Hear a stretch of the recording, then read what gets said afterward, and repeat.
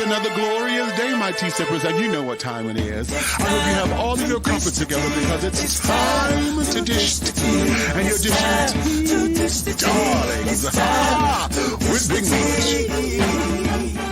Can't wait. It's time to dish tea with Big Meat. It's time to dish tea with Big Meat. It's time to dish tea with Big Meat. It's time to dish tea with Big Meat. Darling.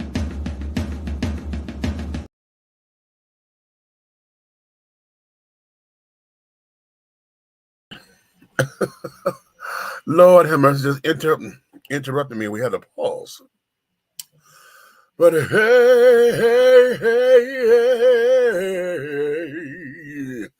Hello.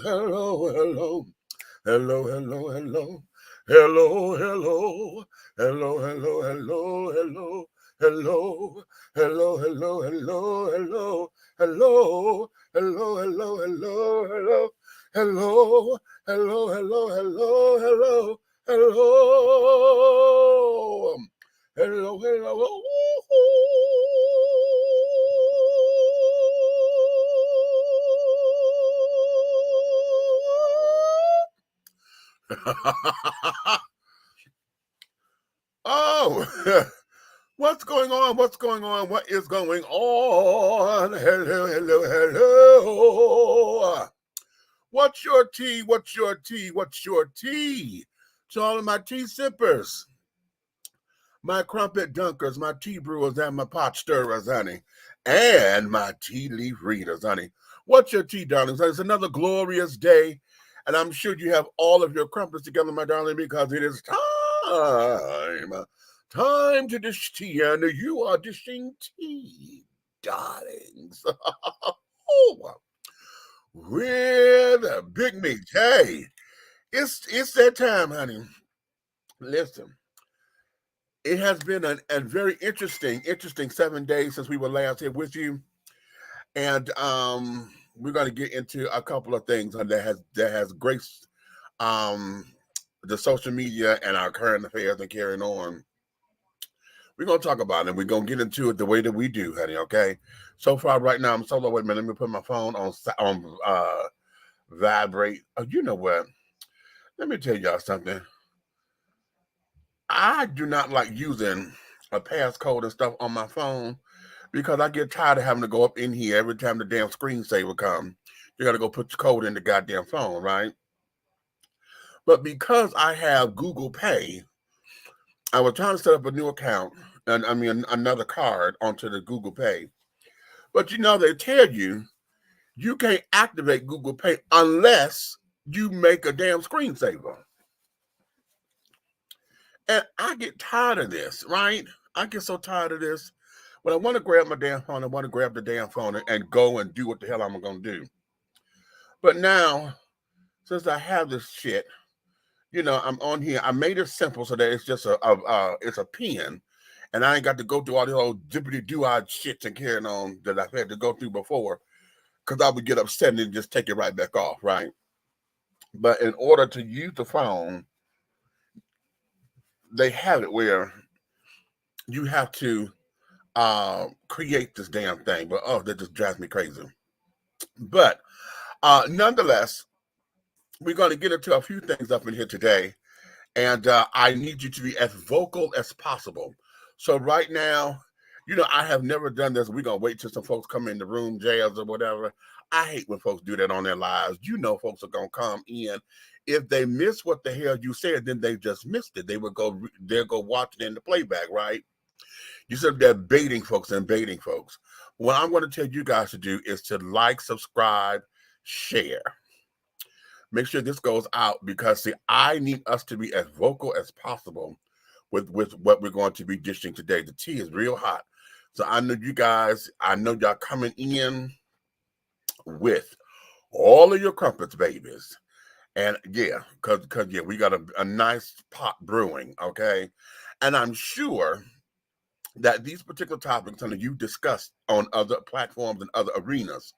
However, I know you have not discussed it the way we're going to do it today, okay, here with me. So that be that. Before we get into all of that, let me let you guys know something right now. I have now added to the sensuality fragrance collections. Okay, my fragrance oil line, I've just expanded it. Now listen, let me tell you what I've been doing, okay, with sensuality. And I've got to get up off my ass and put some more fire up under me, because I want to get out and do some more pop-up shops and carrying on so that we can promote the brand. But I have the miniature collection. Y'all hear in the commercial, we got the Wakanda collection, right? And I've got the Wakanda oil. I have T'Challa. I have Killmonger, Jabari Tribe. Um, um, I'm missing. Oh, Vibranium. Those are the initial 5 oils that we put in that collection. Well, then I've added. We have because now it's Wakanda and Zamunda, right? Because we have Zamunda, and we also have Prince Akeem, right? Cute. Well, I've just added another scent to that line yesterday. It's called Serenity. Ooh, it is a nice, clean. Um, it For me, when I experienced it after I created it, it just took me like I was in a meadow. That like I was about to prepare myself either to do Tai Chi or to go into some kind of meditation or whatever, or just to sit back and grab a book and just be nice into, God's country, you know. Um, so Serenity has been added to that particular collection. But then what y'all don't know is I also have the Soul Series collection, right? Now, the Soul Series collection of oils, I've started this because I want this to be an homage to a lot of, our R&B soul singers or whatever. So when I started creating it, I only had 3 oils in that. That was the Queen of Soul, the Godmother of Soul, and the Godfather of Soul. Now, I'm sure y'all know the Queen of Soul, Aretha, the Godmother of Soul, Miss Patti LaBelle, Mama, the Godfather of Soul, that's James Brown, okay? And just because, y'all know I make all of my oils to be very unisex. All of my oils are unisex, but people being people, and when they hear the names and carrying on, they're going to assume that, because that's a girl's name, or because I say the Queen of Soul, that it's supposed to be a woman's fragrance, okay? That's fine. But what we did is that we now have the Duchess of Soul, Sophisticated Soul, Tutti Frutti, and Couture. Okay. And I love saying those because, oh my God, and they are all fucking fabulous. Okay. They all send me. Okay. They all send me. Tutti Frutti is of course, y'all know who that is. That's Little Richard. That's ode to Little Richard. Couture, darling, Couture. I thought that was gonna be for Whitney, right? When I was putting it together, I had Whitney in my aura when I was creating, right? I was like, ooh, I had her in my space. But when the oil was completed, I was like, no. And then I had Alabama. I said, smell this. And I said, do you get Whitney off of this? I said, I'm feeling Whitney. He said, that don't hit me like a Whitney. But then all of a sudden, when I hit it, when I just whipped it again, all of a sudden, honey, it's in the same family. And Dionne Warwick came over me. I said, oh, this is perfect. And I call it Couture because when I interviewed Mother, no, that's TT, that's Big TT. When I interviewed her, and in other interviews that she have said, she said Marlene Dietrich, had taken her out on the road and carried on. She was like mama on the road. And she said, this is the beginning of my career. Didn't have no money for costuming and carrying on. And so she had her little clothes, honey. And said Marlene Dietrich came into her dressing room and was like, oh, no, this would not do, honey. Anytime, honey, that you're performing and you're on this billing, honey, you are to have couture, darling. Nothing but couture. And so when I heard that in my head, I just embraced that. So the couture fragrance is owed to Big TT, Miss Dionne Warwick. We got Sophisticated Soul. Sophisticated Soul, honey, is homage to Miss Natalie Cole because the song Sophisticated Lady. I was going to say Sophisticated Lady, but I didn't want folks to think that that was just a woman's scent, right? Then I was going to call it something else, a song title of Natalie's, but I said, no, this is just, it just screams sophistication, you know, just the smell of it or whatever. It's just all of that. You know, when you put it on, you just feel like you're in your glad rags that you're going to spend some money or going out, honey, and just be a part of a wine and cheese event, or, you know, or going out to be cultured and things of that nature. So the scent takes us there, right? So we have Sophisticated Soul, we have Couture, Tutti Frutti, and then of course the Duchess of Soul.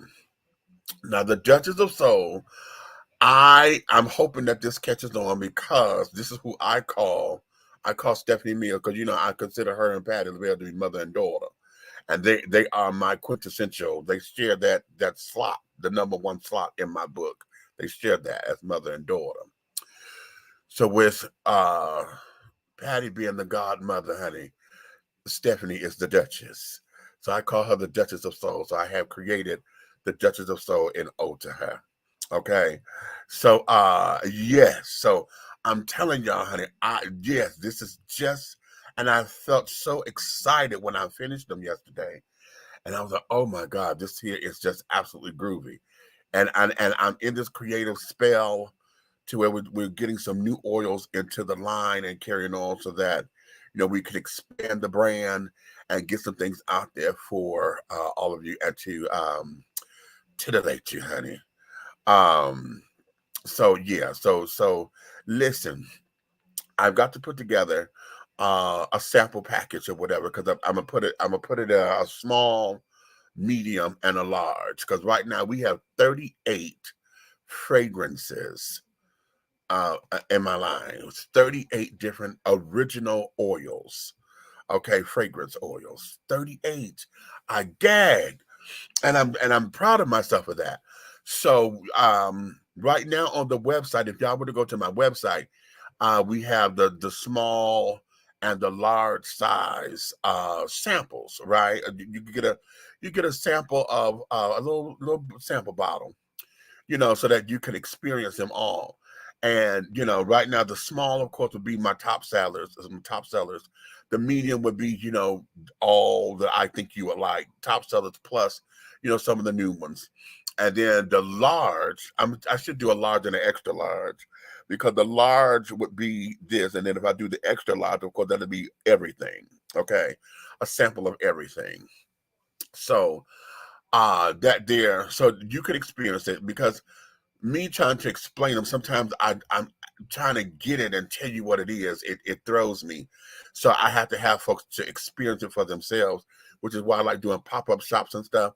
So when folks get it, like, oh my God, I this smell like this, or oh, this smell like this, and carrying on and blah, blah, blah, blah, blah. So that there is what it is. So we have just added 5 new uh, oils to sensuality, the collection. So I'm excited about that. So ha ha ha ha ha. So please go to the website. I got to update it so that I can put everything up in here and then I'll let you guys know how you can experience sensuality, darling. Okay. So having said all that, I feel excited and privileged. So thank you. Let me go to the comments right here. What we got? Hey, Big Meat, I finally did it and got the E-Groove with Love show on Mixcloud, like I was saying I was going to. You up and popping, girl? Oh, go ahead on, Groove. Yes, congratulations to you, baby. Okay, now y'all know Miss Groove, she's been sitting up here. She talks about music the way that she does. And she's been wanting to create her own radio show and just give y'all music. Listen, this girl sent me a 5 terabyte hard drive, nothing but music, child. I was like, listen, I'm sitting up here going down memory lane on some of this stuff. I'm like, Chad, come on, girl. What you know about this? Okay. Buck is in the building. Hey, Buck, what's going on? Are you ready for this, Lewis? He said, I'm ready for this. Okay, let's do it.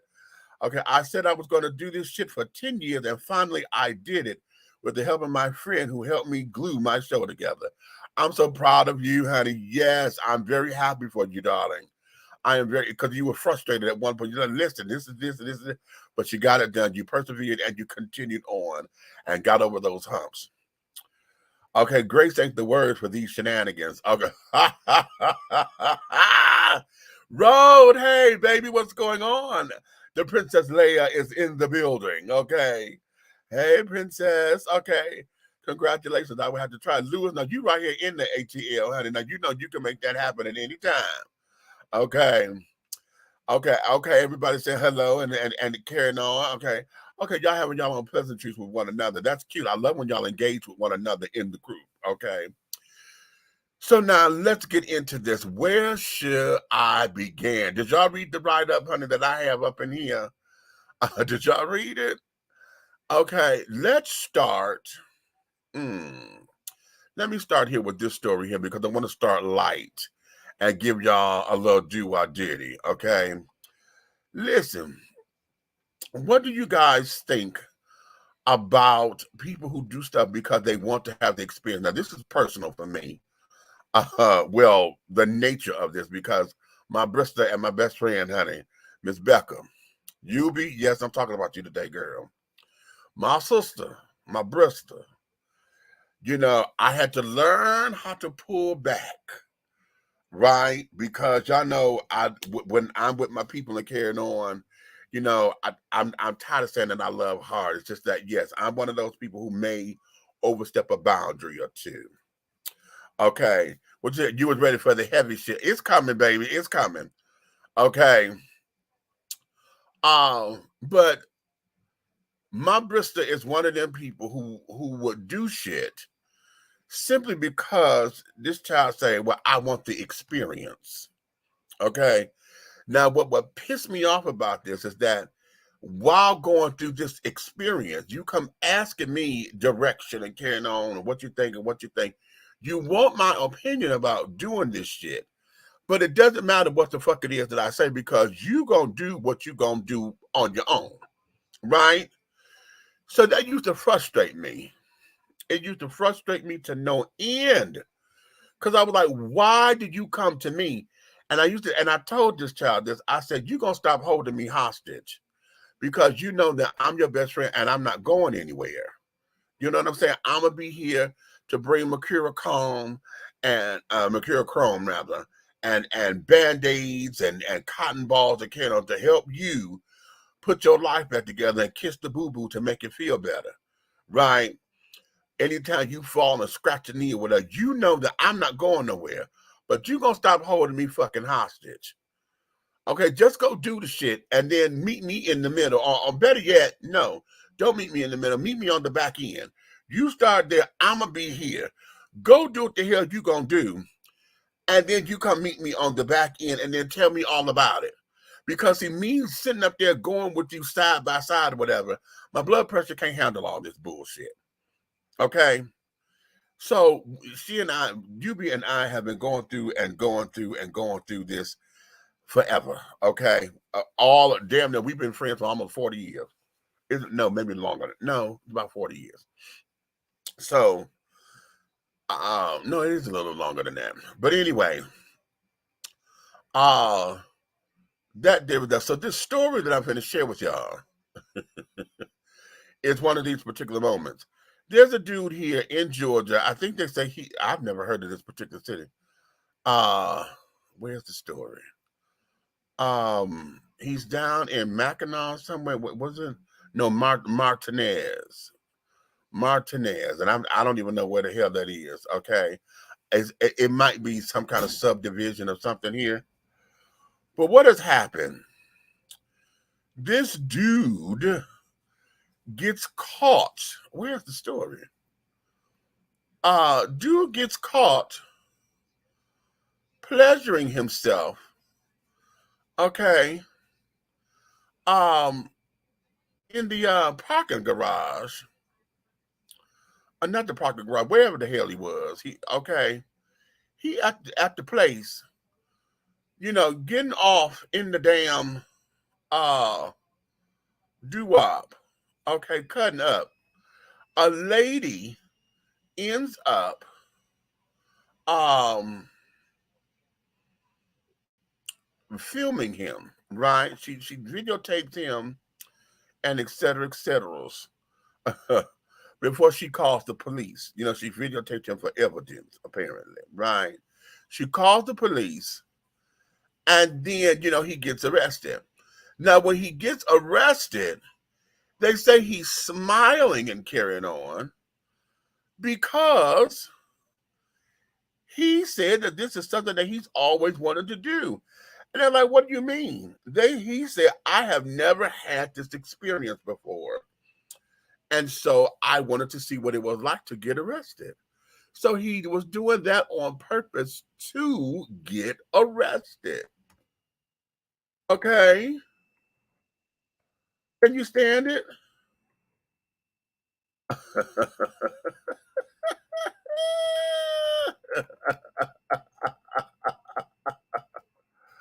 Okay. So let me get vulgar a little bit. So basically, honey, you jacking off in the car, okay, because you want to, and you keep the window down because you want to, because you know the children coming for you, okay. And you did that because you want to. Now, let me. Okay, I found the story. I had to re-pull it up. Let me read this. This is coming from the news desk. What is this? WSPA. Okay, WSPA in Martinez, Georgia, or Martinez. Okay. A man literally got what he asked for when he was arrested for pleasuring himself in a car in a Martinez shopping center. Deputies responded to the parking lot of Sunrise Grill at 3830 Washington Boulevard on Thursday, September 29th, after 12:30 p.m. in reference to an indecent exposure. The suspect, Byron Clark, admitted to the deputies that he was pleasuring himself in a vehicle while in a front parking spot. So you right there at the door, child. I was waiting on you at the door.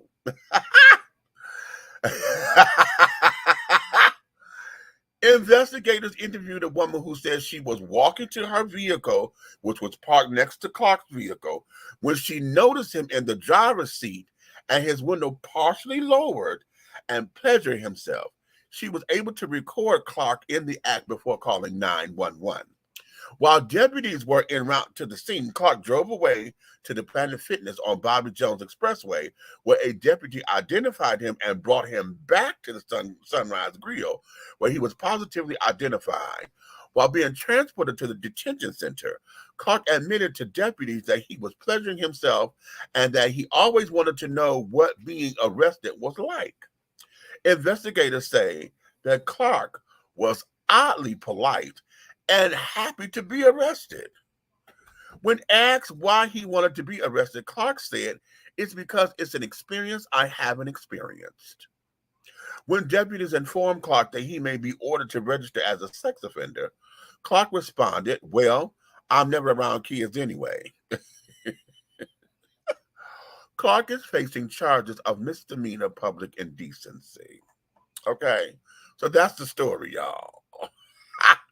Oh, damn it. Wait, shit, let me go back to it because shit, I should let y'all see his face. Let me let y'all see his picture. Okay, wait a minute. I'm gonna download it. See if I can download his picture. Okay, and I'm gonna share the screen. It'll probably be easier and quicker. I'm gonna share the screen so y'all can see this man's face. Oh, okay. I cannot. Oh, I guess okay. Okay. They've changed the toggle button on here. It was called share, now it's called present. Okay, I'm like, okay, what am I doing? Okay, there we go. Okay, this is him. Okay, y'all see that? This is Mr. Byron Clark. Now I don't necessarily like this picture, but he's not ugly. He's a very odd. He's doable. Nice full lips and carried on, honey. Full face. He looks like he's thick as fuck, right? Yes, honey. He's okay. Okay, Mr. Clark. Hey, Mr. Clark. This is him. I wish I had a full body shot of him though, because I want to see what he looked like completely. Um, but yes. So what do y'all think about that, Sharon? What do y'all think about that? Okay. What do y'all think about it?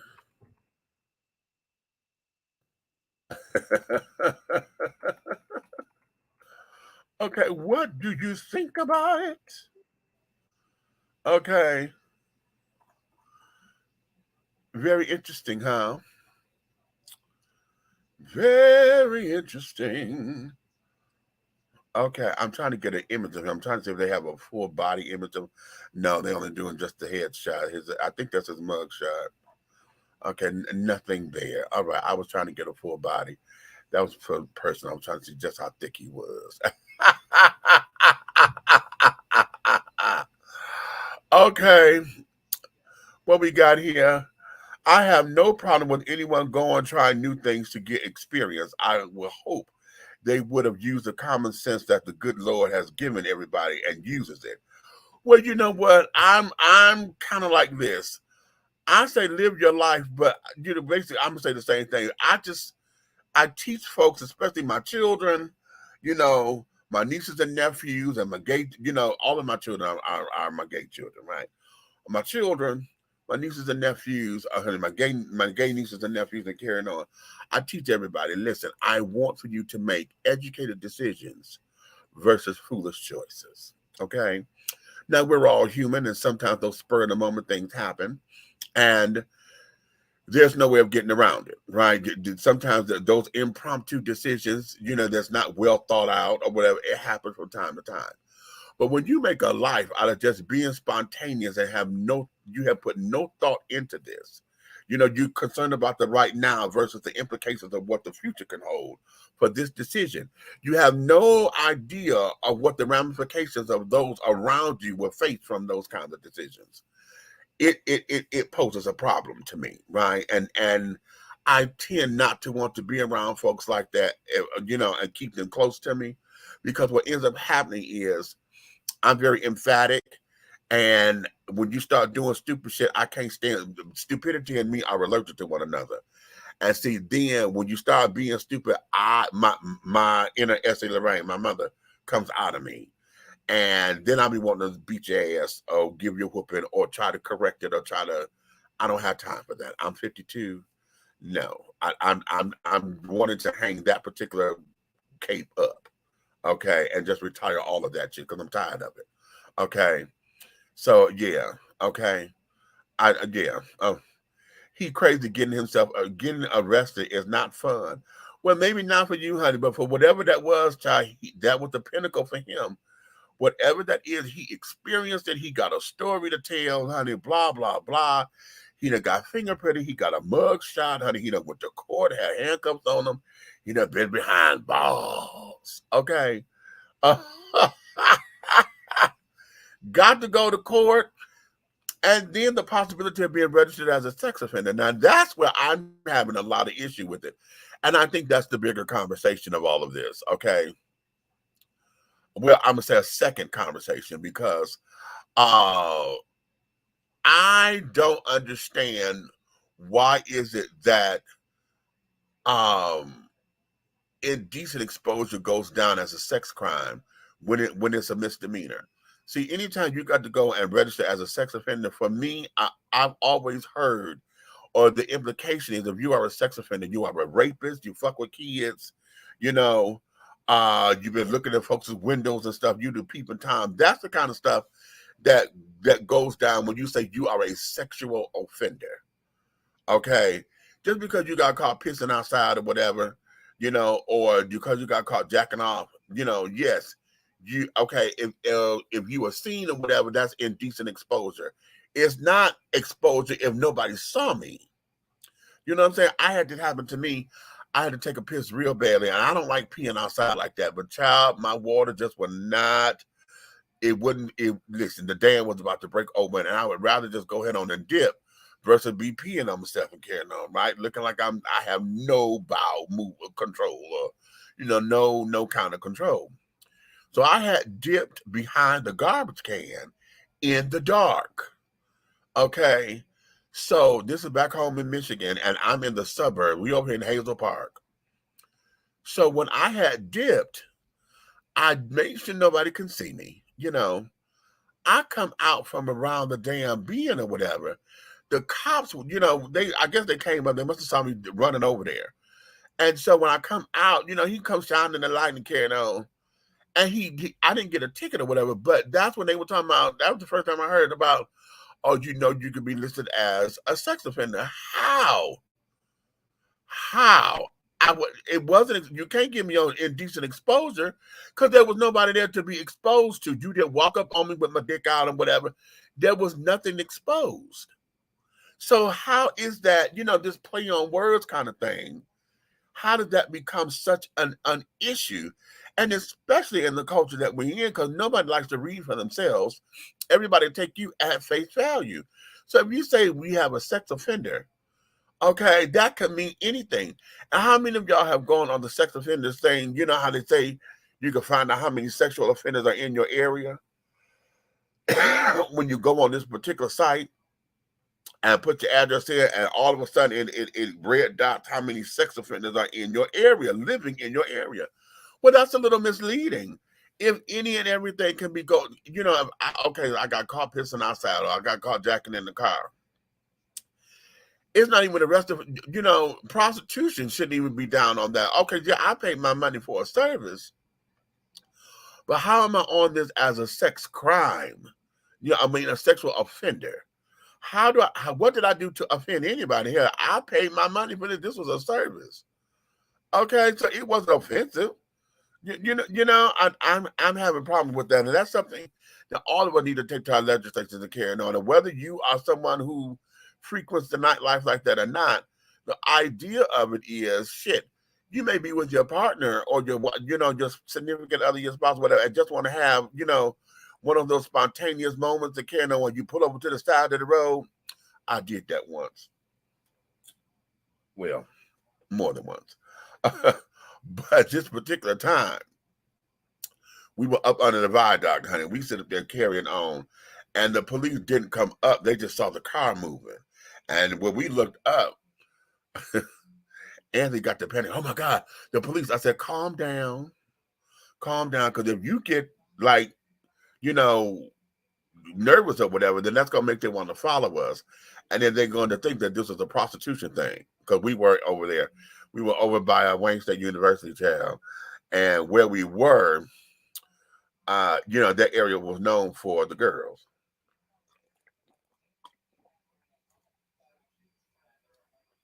Oh, this is so good. Pardon my indulgence. That's Otis Max line. Y'all know that. This is my carrot, ginger, and turmeric. Yes. Oh, I love this. Okay. So I had to calm him down and be like, okay, baby, listen, don't go nowhere. Be cool. We can do this. And of course, we pulled off or whatever, got away. They did not follow us or whatever. So, his heart racing and carrying on and all of that. So, yeah, unless, I don't understand the whole sexual registry, honey. That's misleading. It's completely misleading. Lord, I've done that in more cars than Henry Ford. Okay. Now he know what it feels like to be a dumbass. Okay. He's certifiable. Oh, well, okay. He fuckable, but damn stupid. Okay, yeah, because he is cute. Okay. I'm going to put money on his book so he can get some lotion.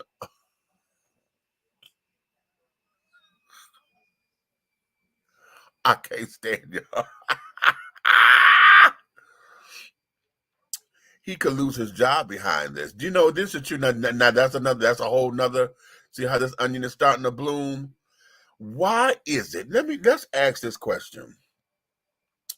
Why is it that we're so quick to want folks to lose their jobs and carry on? Now, in this particular case, that'd be something that he's done on his own. And especially now that we have social media, all this shit goes out very quickly and carrying on. He's gotten arrested for indecent exposure, which is a misdemeanor. Okay. But now I'm sure this Martinez, Georgia, is a small town because they done sit up there and put his name in the paper. And that seemed like to be a highlighted story. So why is it that we as an American people, when we hear of stories and carrying on, the first thing we say, you about to lose your job. You about to lose your job. Get this dance. You about to lose your job. Okay. Do we warrant that? Do we think that folks are supposed to lose their jobs or should lose their jobs or whatever? Or are we just wanting to see some kind of consequence to the action? Because I think oftentimes, the employers put too much stress on you. Okay, now listen, you want me to be this upstanding model citizen because I work for your funky ass company, but yet the stress that I'm sitting on this job or whatever, honey, you ain't giving the health insurance package don't mean a hill of beans, and carrying on, and yet you want me to give you damn near perfection on this job. But yet when I do something that pleases me and that, now you want to threaten my livelihood. For real? For real. And then they want to get on the whole idea of what the image of the company is. My personal life ain't got shit to do with the image of your company. Unless you became my company. That's when it matters, because now you're in my presence, honey. You're requesting my time. So I'm very interesting. Very, very, very, very interesting with that. Okay? So that there is cute. Now, let's move on. Let's get into here because I want to play this. And I'm sure I know y'all have seen it and carrying on. But we're going to play it here so that we can put some context into this. And the reason why I want to play this is because I need for y'all to hear his words. How many of y'all have children out there and understand that, or better yet, let me rephrase that. How many of y'all have been raised that your actions not only reflect you, but it reflects your family? Everything that you do, honey, is going to come back to us, and it's going to be reflective on the family, right? Well, what do you do when you're running for office and your own son comes out after a while and then just basically put the campaign on its ass? Okay, I'm sure y'all have seen the movie. We're going to play this right now. Come on, Christian. I stayed silent as the atrocities committed against my mom were downplayed. I stayed silent when it came out that my father, Herschel Walker, had all these random kids across the country, none of whom he raised. And you know my favorite issue to talk about is father absence. Surprise, because it affected me. That's why I talk about it all the time, because it affected me. Family values, people. He has 4 kids, 4 different women, wasn't in the house raising one of them. He was out having sex with other women. Do you care about family values? I was silent, lie after lie after lie. The abortion card drops yesterday. It's literally his handwriting in the card. They say they have receipts, whatever. He gets on Twitter. He lies about it. Okay, I'm done. Done. Everything has been a lie. And so for the right to say I'm being suspicious for saying, hey, I'm done with the lies, when you all have been calling me saying, is this true about your dad? Gosh, we're not going to win Georgia, this candidate, all. That's been you. You have no idea what I've been through in my life. You have no idea what me and my mom have survived. We could have ended this on day 1. We haven't. I haven't told any stories. I'm just saying don't lie. Don't lie on my mom. Don't lie on me. Don't lie on the lives you've destroyed and act like you're some moral family man. Y'all should care about that, conservatives. And then for people on the left to act as though I'm responsible for all of the things that he has done. I've talked about Father Epps. I've talked all these issues because they've been close to me, because they matter to me, because I went through it. That's why I've talked about it. So when you say, well, talk about your dad, but I'm saying this behavior is atrocious. Don't come for me. You don't have to like my apology. You don't have to like me. You don't have to. I'm just saying I'm done with the lies. We were told at the beginning of this, he was going to get ahead of his past, hold himself accountable, all of these different things, and that would have been fine. Go ahead. He didn't do any of that. Everything's been a lie. Everything's been downplayed. Everything's been cutting corners. The whole thing. And whose expense is that at? Me, my mom, as we're chased down by the media, we're terrorized, all these different things. People are questioning my authenticity. I'm done. Don't lie. Don't put this on me. This is a candidate issue, not a me issue. I wouldn't have spoken out if there weren't all these lies every day. All right. Miss Christian, honey. Miss Christian. Hey, Pumpkin. Yeah, Pumpkin. Yeah. Okay. Christian came and he gave us that. Okay. He gave us a couple of other things on Twitter and carrying on, saying that, they had to, he used to beat his mom. He alleged that Herschel used to, threaten violence against his mom, whatever. They had moved in 6 different places, in six months. They moved 6 times, that kind of thing. This stuff that he said on Twitter. But the question becomes, does he, Christian, have a right to do what he did without experiencing any backlash? Do y'all think he should get any backlash or whatever? Because I'm sure that the pressure has been on him, seeing that you are the son of this football legend and now candidate for senator. Okay.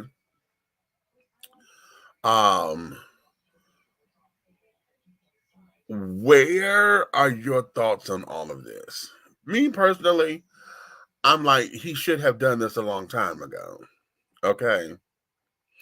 The whole united front thing, it doesn't work until there's an understanding. Okay. It's just like I tell all of my friends, when we go in front of this public, honey, we have to be ready to face whatever.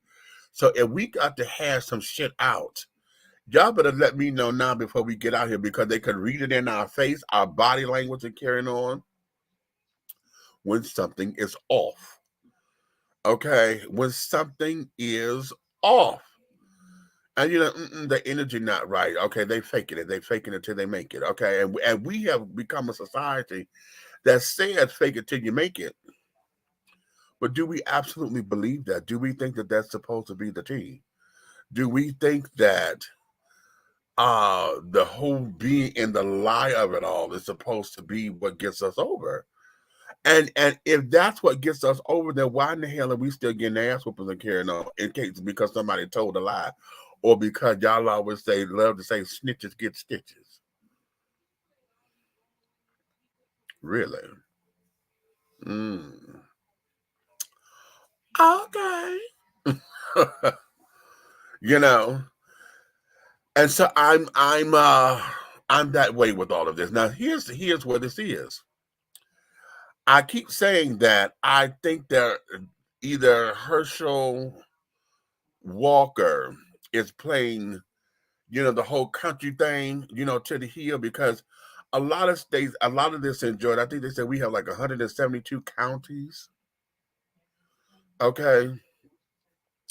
have 172 counties, and like a lot of the people that's in the rural areas, that's either way up north or way down south, some damn where, they in those rural areas, honey. They probably don't even have a cell phone tower.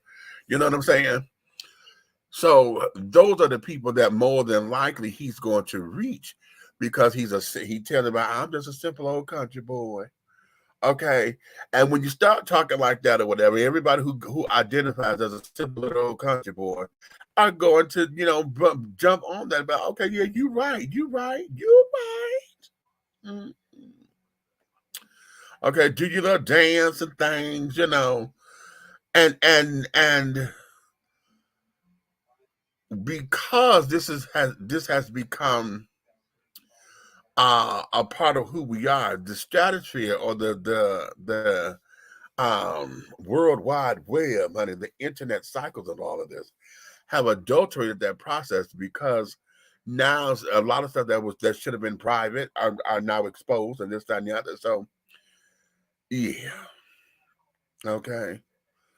Yeah. I said all that. I was supposed to be going to, I'm trying to connect these points, and as y'all see, if you hadn't, well, y'all wouldn't have known that, because I said something and I'm like, okay, wait a minute. Really back in. He's getting backlash from the evangelicals already for not supporting him, but he definitely is not going to be without backlash from the Rainbow Children, especially if he's just now speaking out about it. Child, ain't shit they could do about that damn order, honey, but add another one. Okay. Y'all know the Alphabet Children, we are the community, honey. We are your color in the community. Okay.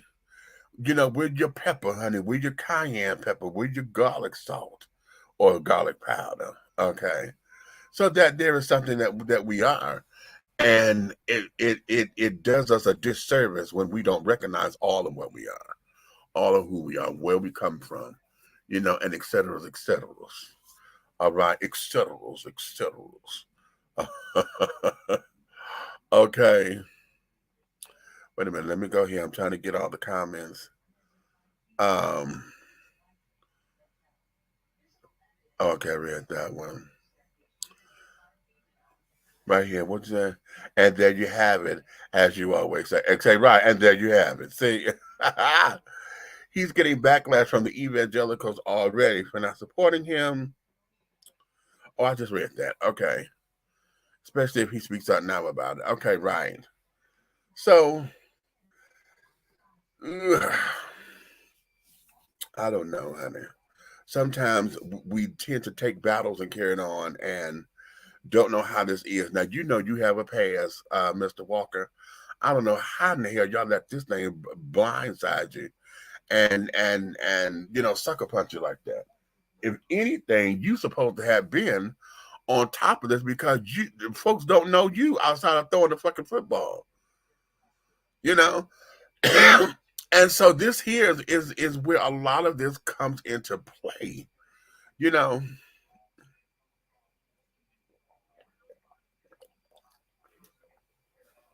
Ooh. That is so good. It's been so cold too. So that there is that. So let me move on, because hell, I'm starting to feel myself going in circles and talking and talking and talking.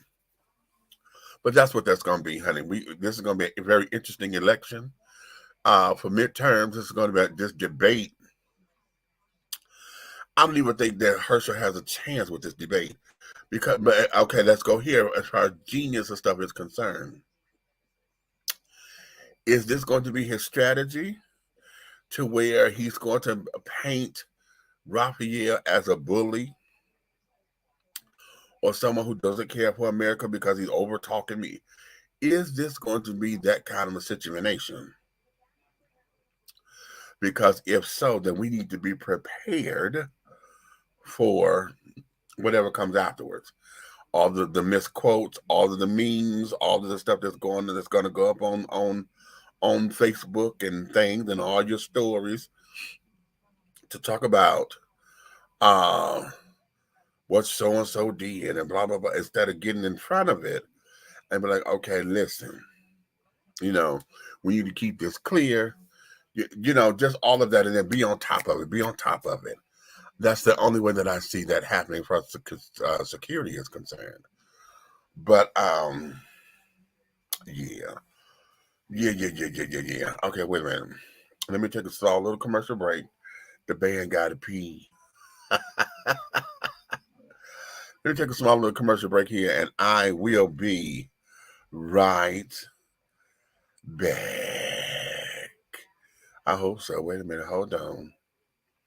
Where is the doo-wop and the ditty? Shit. Damn it. Oh, goodness. Okay. The song I was trying to cue up, honey. It's supposed to have been here, and I hope I didn't erase it. Anywho, let me go and take this damn commercial break down. We'll be right back in a few moments, honey. We'll be right back in a few moments. Where's the commercial? Okay, somebody's deliberately not wanting me to do this like this. And that's pissing me off just slightly because I know I have the song in here. I just put it in here. Which way did he go? Which way did he go?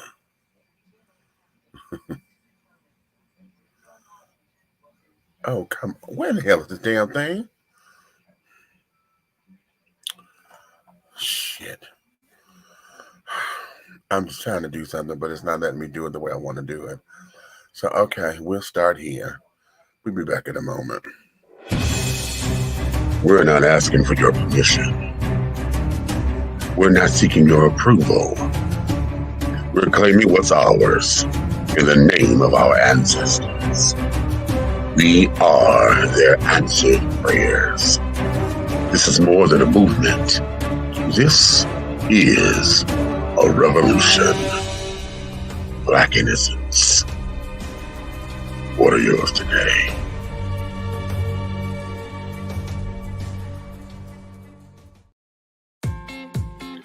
Attention all business owners. Use your advertising dollars here.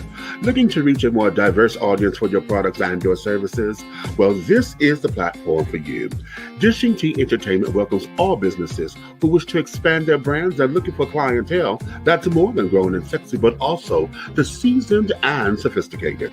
For more information on how this spot can be yours, contact Big Meat at 404-914-5610 or go to our website at www.dishingtea.com.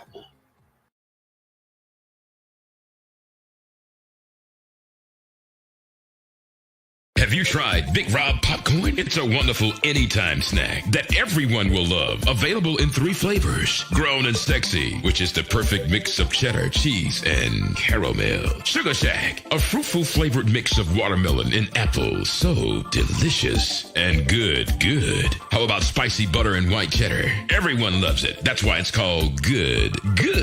All Big Rob snacks are manufactured in an FDA-approved facility and flash sealed for freshness, safety, and worldwide delivery. To order, call or text 937-367-8650. That's 937-367-8650. Or contact Big Rob via Instagram at Hey Big Rob. As the holidays approach, take advantage of the holiday special. Purchase more than 2 bags and receive a free CD. Call or text 937-367-8650 to place your order now. Big Rob Popcorn, the perfect snack that you will love. It's so delicious.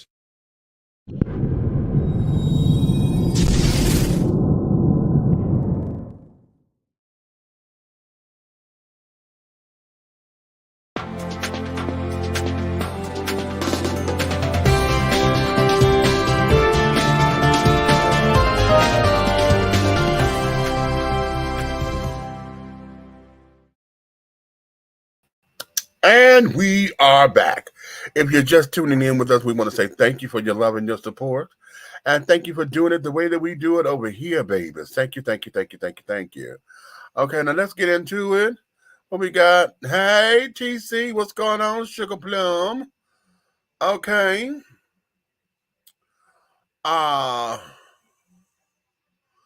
Let's go here. Let's go here. We're gonna go ahead on and just do it. Let's get it on out the way. Wait a minute, did I put it in here? Oh, so you know what? This is, bitch, you so damn late. Okay, I'm sitting up here trying to be cute and then put the picture right here. Okay, let's do this. Now we're ready. You like that? Do you agree with that? Do you care for that? Okay, what does this shirt mean to you? Huh? What does this shirt mean to you? Huh? Y'all come on in the comments now. White lives matter. Okay. White lives matter. Right? But shouldn't they matter? Aren't they supposed to matter? Huh? Can they matter? Or is this just a slogan because we trying to do one of those black things and be like, okay, we said this first and blah, blah, blah, so that's ours. You know, we're so busy fighting for our right to ownership and our intellectual properties and carrying on. We're so busy trying to make these particular transactions to where we lose what's sight in front of us or whatever, you know. And so, yeah, you know, much as just the education behind all of that would be just absolutely fantastic. But no, I couldn't do it. Okay. I couldn't do it. Okay. Wait a minute. What we got? Lord, if Candace Owens don't get her those shirts aren't even needed. Okay, then let's go there. Because a lot of folks, I've seen many memes and responses to this particular picture because he put this up on his Facebook.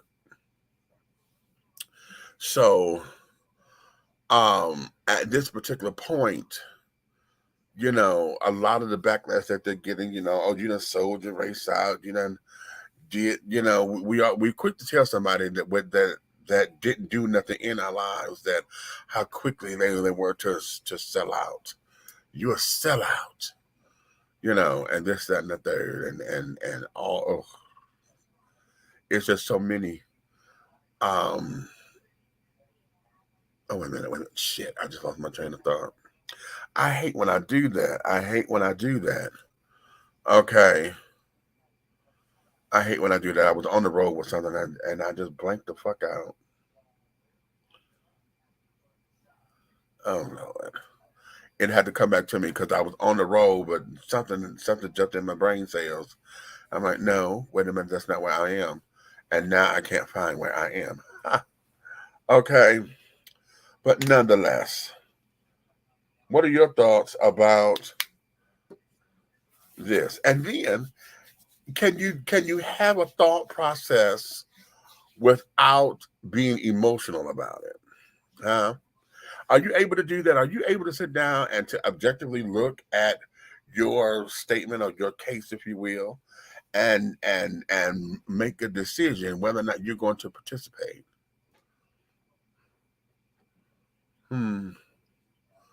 So there's something to consider.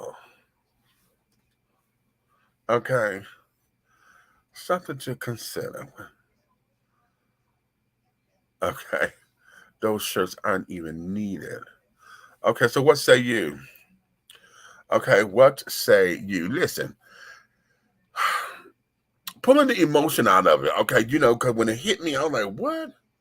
You know, and then and at first I thought that the picture was a hoax. Okay, I'm like, but then I got to looking at that. I said, no, that's a real shot. Then I followed the stories, and I've been following the stories that carrying on. Everybody kept saying they got the children now, and they at the park, and you know, doing their whole little thing with the family and all that kind of jazz. Oh shit! Why do I do this? I keep losing my train of thought. When I'm trying to get on here.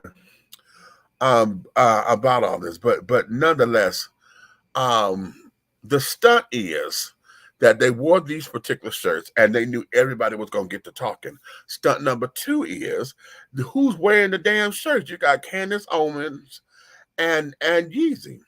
I mean, well, Kanye, yay. Okay, so those two children are not necessarily the poster children for Black America. Okay, you do realize that, right? So whenever someone has a story uh to sell or whatever the case may be, that oh, what is going on? I'm mid sentence and forgot where the hell I was.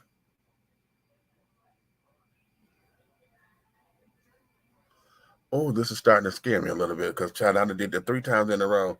I know I'm a little tired. I am a little tired. I'm pushing myself, but at the same time, no, I'm not supposed to be blanking out a whole fucking sentences and carrying on a sound like that I'm rambling.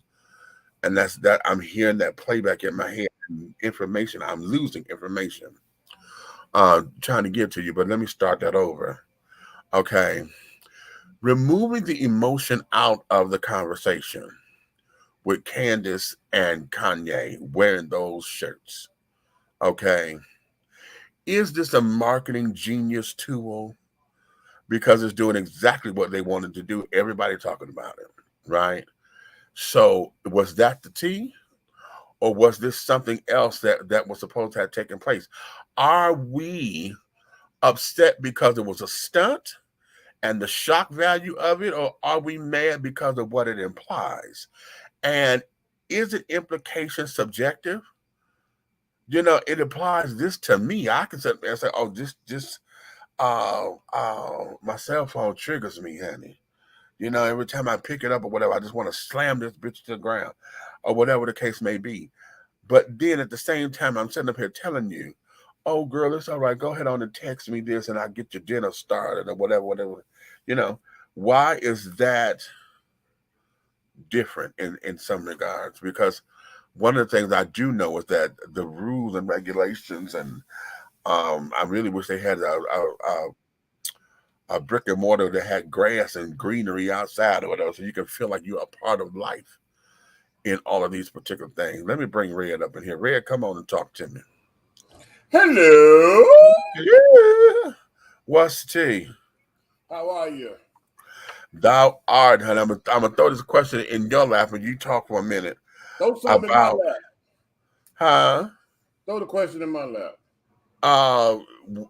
This whole thing with Kanye and Kanye West. Who? Okay. Okay. And Candace Owens. Hey, I know her. Okay. When they did let me repost it, redo it so that y'all can see what we're talking about on the flip side of this. Okay. Oh yeah, that's it. Okay, so here they are. Okay. Yeah. White lives matter. Attention whores, I tell you. Well, hey, what you say, what you know, no good, honey. Attention, everybody.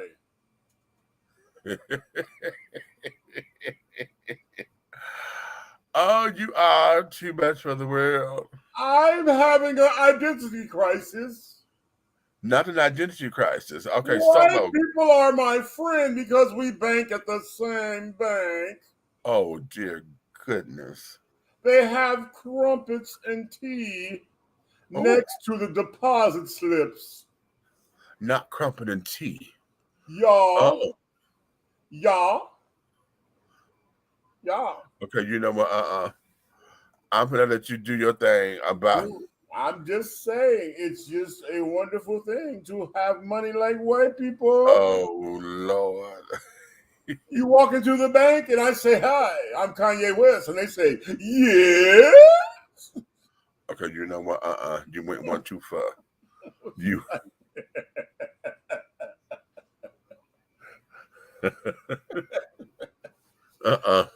Welcome to the No. Bank of Owaitaka.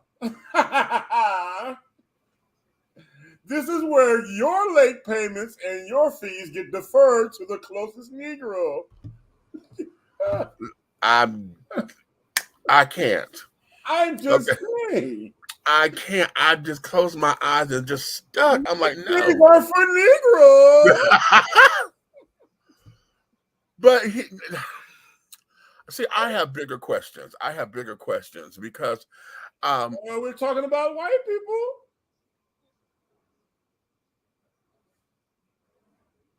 stop. That is the bigger question. Which of these things do not belong here? Which of these things are kind of the same? Look at the white man. Is that an Audi? Oh, no, it's not. He has his pants down. I'm sorry. I was about to say commercial break, but I can't. I just came out of it. And you know that. And you know that. Hey, Triple X film. Get you a fat white man and you can ride not only his stomach, you can ride his lap. You get two for the price of one.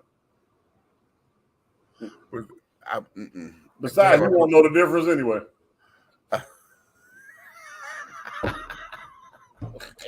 Wait. Oh, wait. Stop.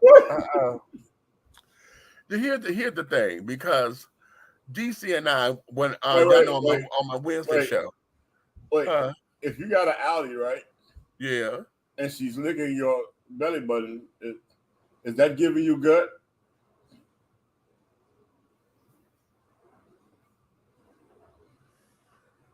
Screaming skull. Screaming skull. I can go for that. Because you imagine the accordion action. All right. Okay. Okay. Whoo.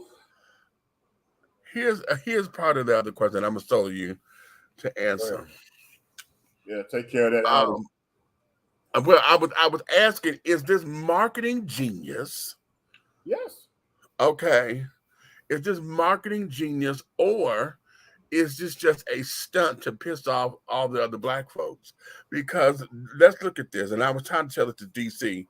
And DC, he's just so that way about it. He was so laid back. I said, the problem is, why you take that stance is because you're a businessman. You know, a lot of people who have that stand that a lot of these Trumponians and Republicans and carrying on are having is coming from a business sense. You know, listen, this is just how business works, and we're gonna do it like this, and we're gonna do it like we do the cars, honey.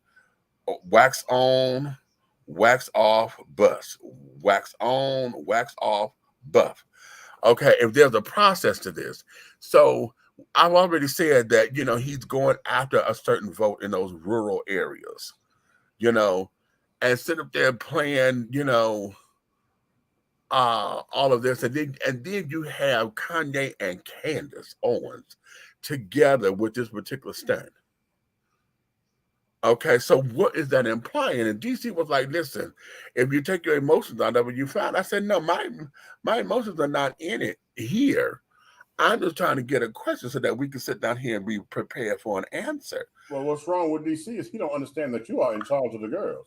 Let me tell you something. So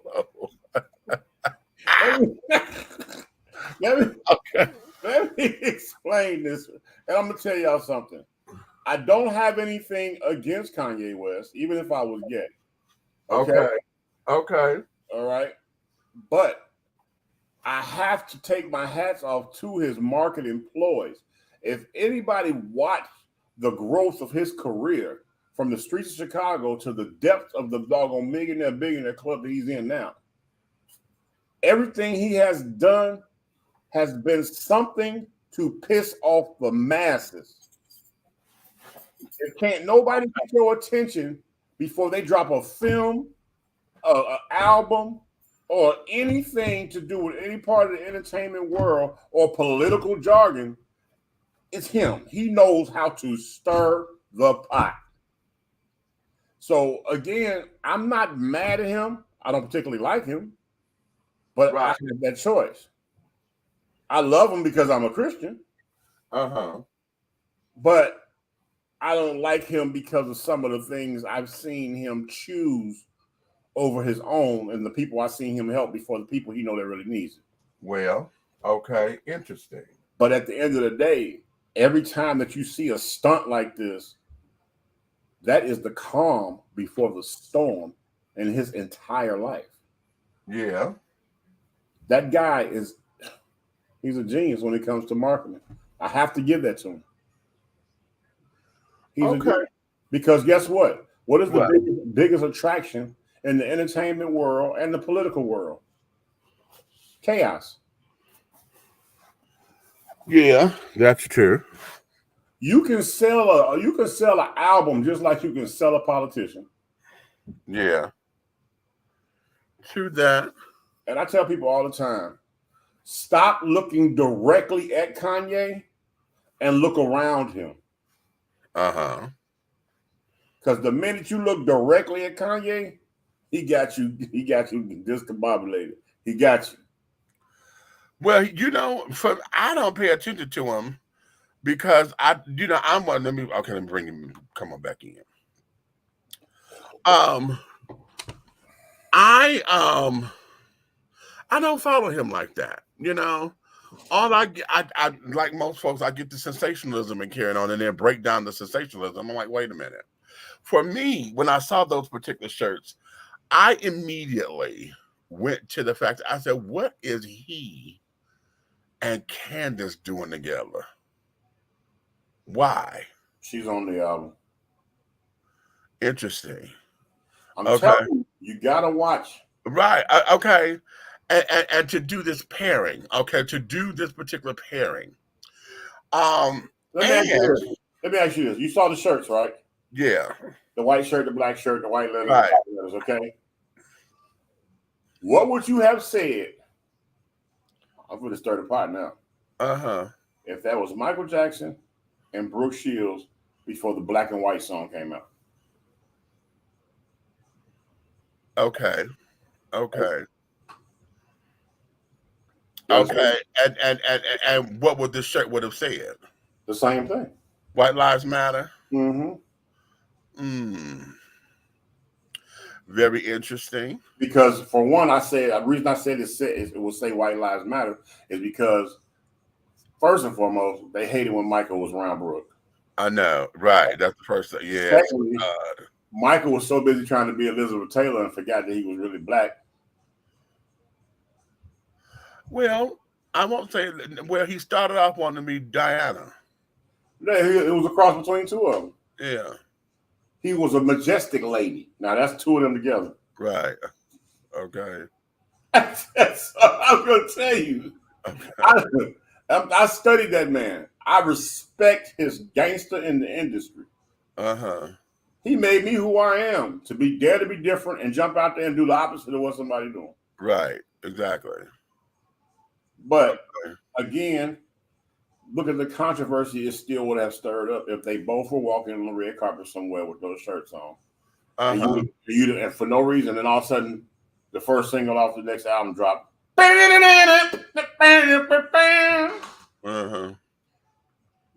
Everybody's going to run out and buy it. All nations, everybody. Right. Okay. To a degree, I think it's marketing genius, even though it's going to piss off the black community. He don't care about that. He don't care about that. His entire fan base is so diverse. It's not going to hurt him to piss off either side.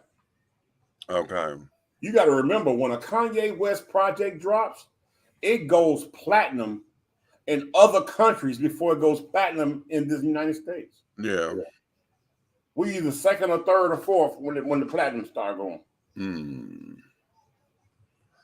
Well, interesting. I don't follow him like that. I try to unpack the calamity for situations like this, so we can have discussion. At the same time, the implication behind it, because I think now that we get so caught up in the comments, that when folks see this, and then on Twitter, it was a whole bunch of comments and a whole bunch of comments, and the comments were just wow. The comments were. But was it from our people? Yeah. Okay. How easy of a target or elementary doggone level of commenting would that be to see that? You could destroy him. You can say just exactly how much he not for the people or the powerful people. I know they just want the powerful people. Yeah. Honey. So you was full of all kinds of. See, again, before my thing is this. I don't have nothing to say about Kanye bad because I didn't have nothing to say about Kanye good. Okay.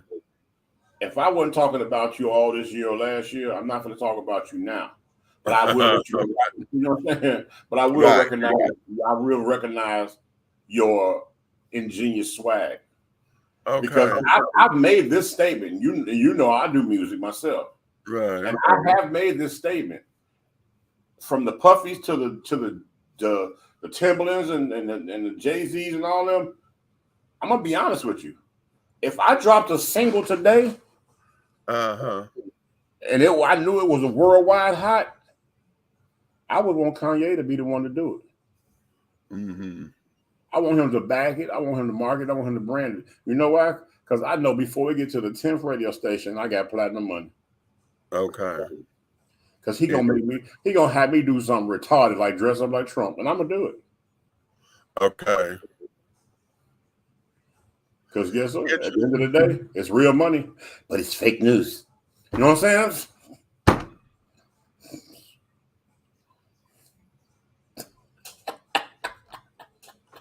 You know what? You know what? You make me sick. But yeah, so I would, and the GC and I mean, we were going. We had a interesting conversation, and like I was explaining to him, I said, "Listen, a lot of because with Candace and Karen going. As a matter of fact, while I'm on it, let me read this particular piece." Okay.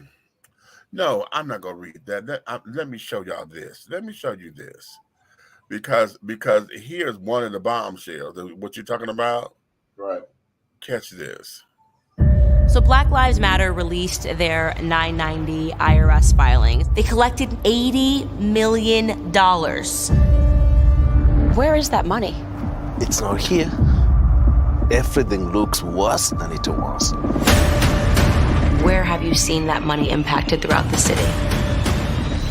So my producer just sent me a link.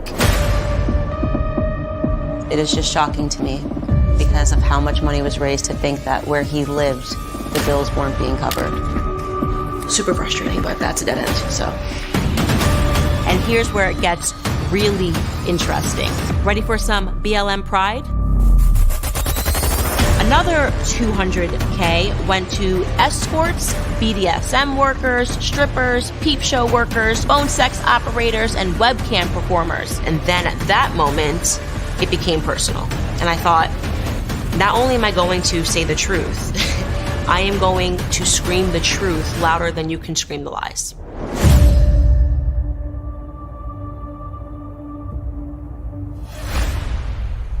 It's incredible that the majority of the world hasn't seen this.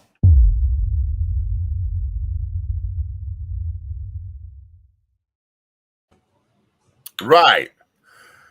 So now, so put it.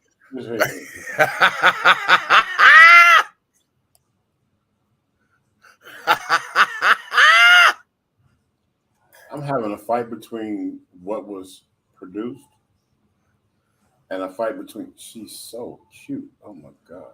But anyway, but she likes white boys, honey. Hey, freaking A. Okay. She likes white boys. I will bleach my skin to hit that. Anyway, go ahead. Okay. So now, Woo, God, don't make no jump. Go ahead. as far as the White Lives Matter shirt is concerned on her part, see, because I just came across this clip today. I didn't know nothing about this. Okay. No, I mean yesterday. I said, so you really do a whole little expose, those little film thing on BLM. Okay. I got a question though. I hope to have an answer. That's a lot of money. Yeah. Where them two chicks that loving on each other that threw the first BLM rock? You know, here's the thing, and this is where this gets that way. Okay. Right now, I was watching Roland Martin, and there's one woman, I forget what her name is, but I would have to go find it, and I should have had it, but I probably wouldn't have been able to play it because, you know, Roland protects his stuff and not all that's going to need a clearance. There's a lawsuit because there's a lot of internalized fighting.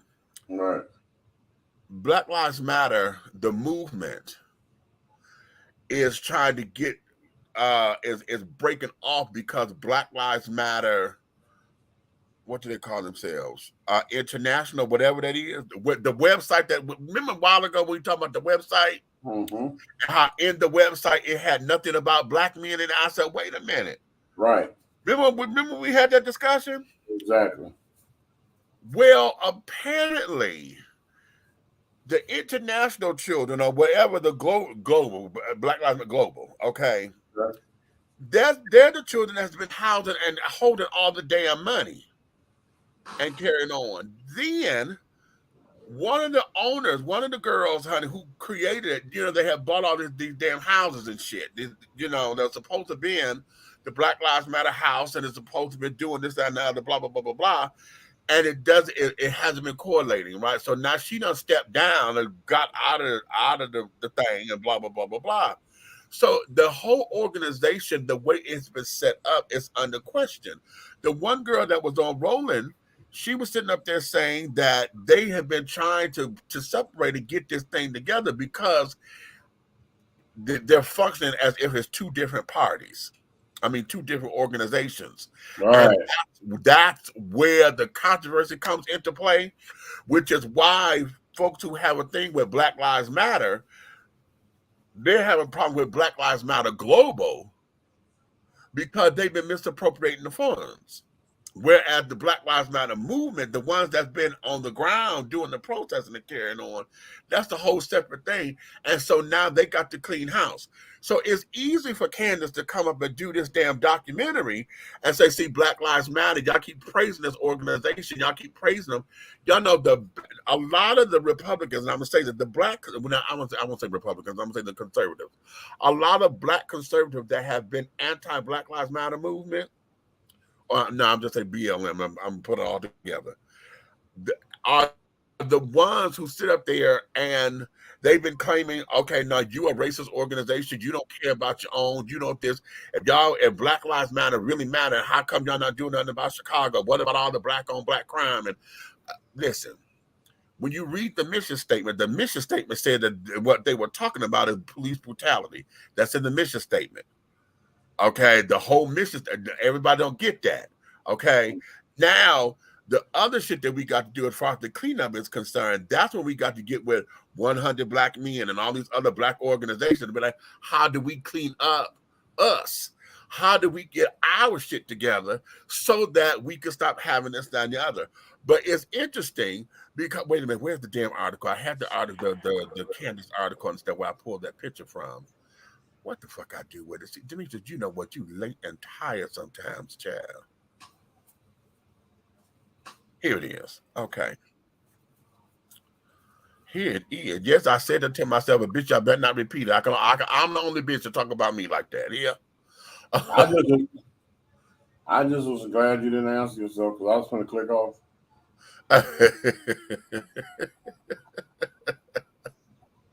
Okay.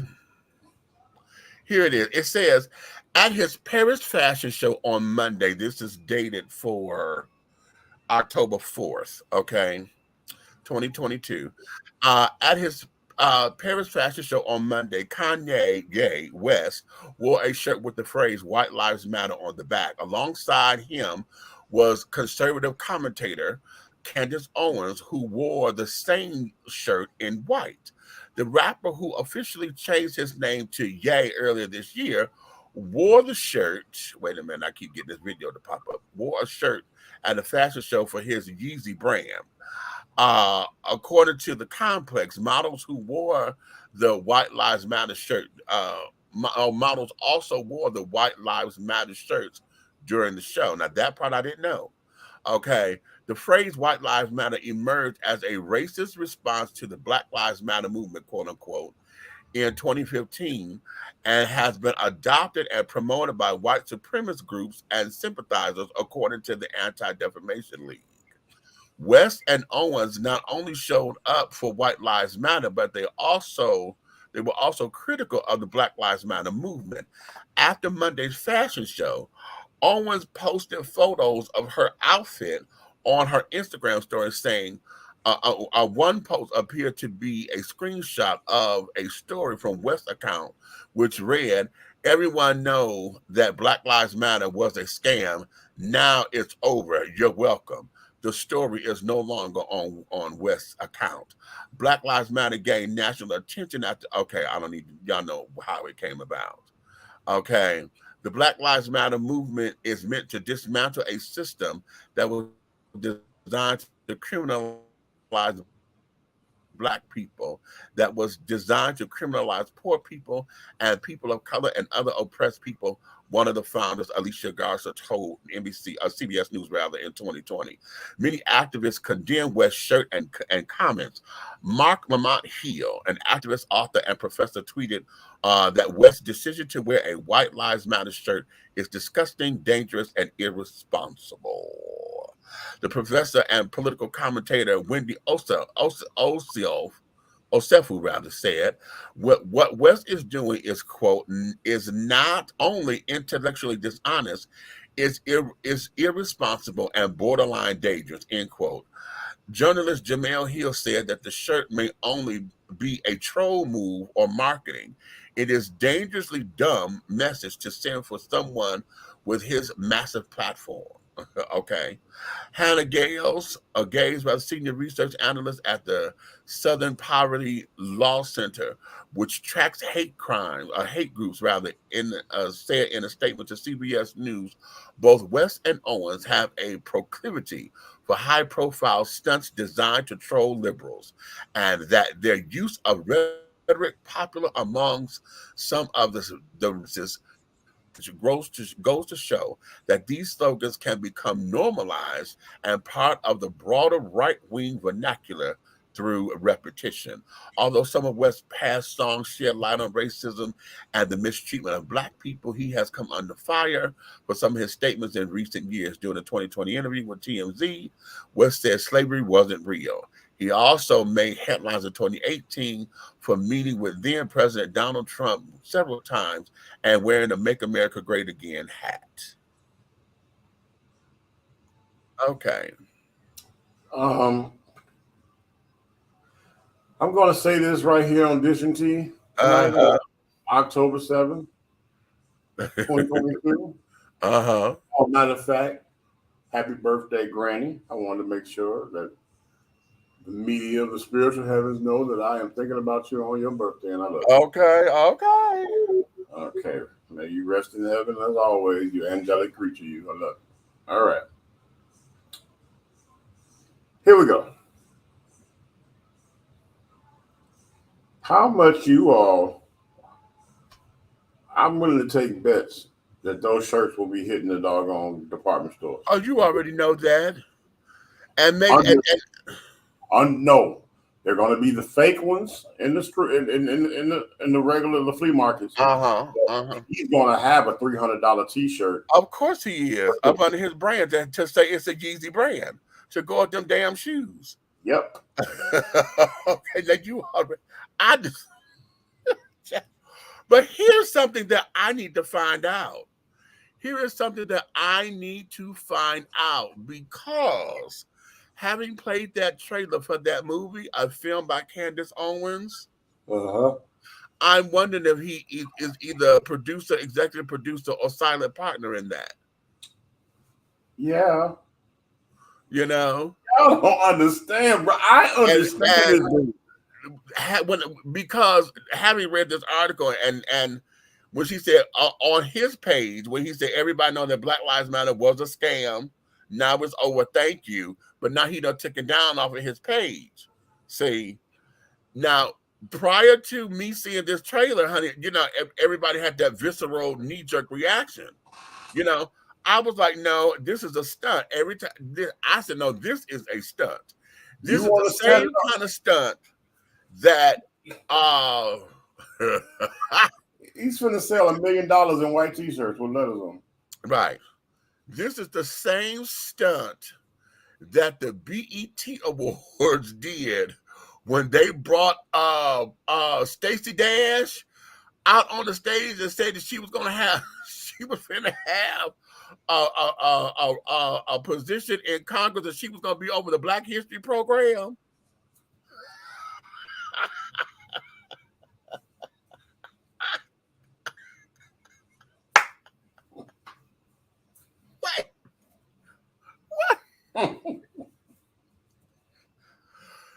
That was whoever wrote that. That was such an awkward moment because folks didn't know whether to laugh or to think that bitch was serious. Because you heard that, bitch. You know, you heard that. We done took your black card from you, bitch. What the hell is you doing here? And then you finna what? Baby, with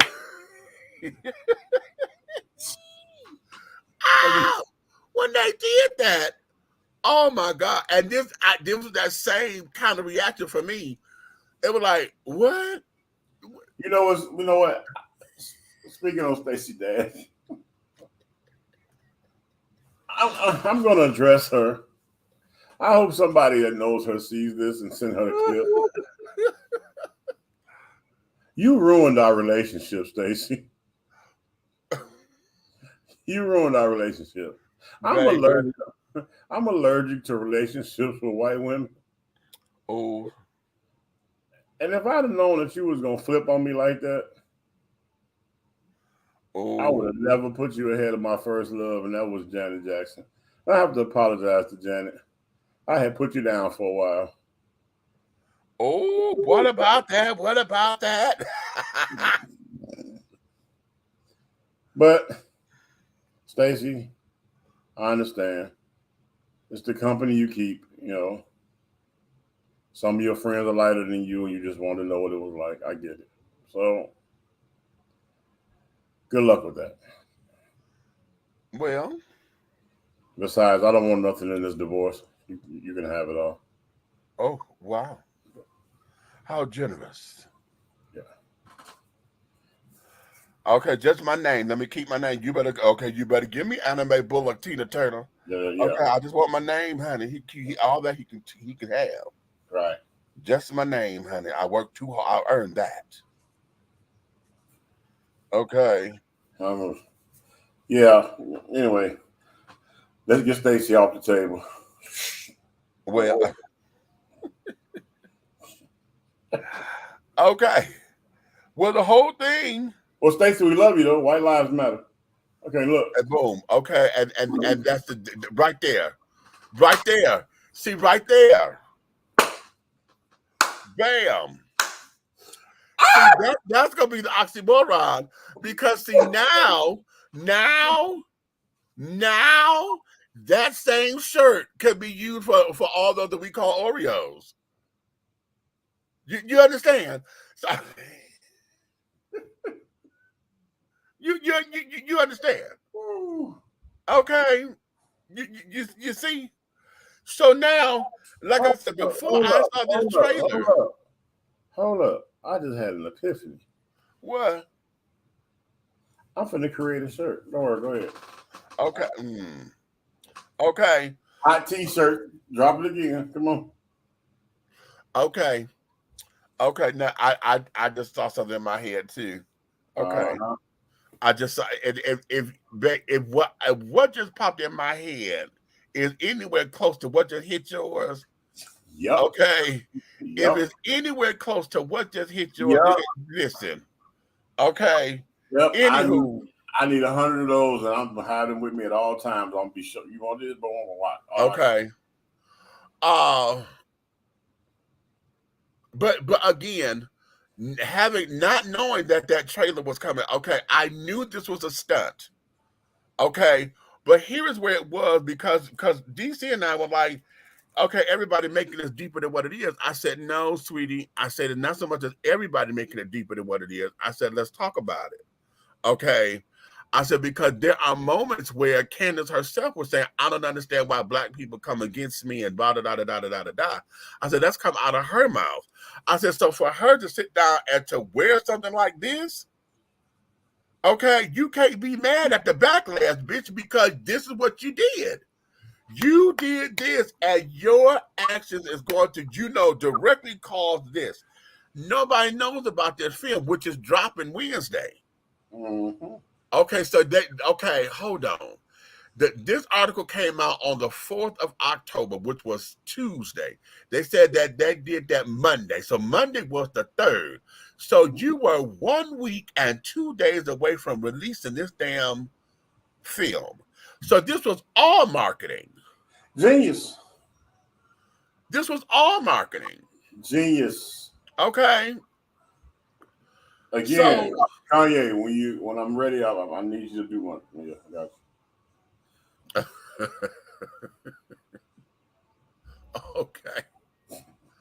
Okay.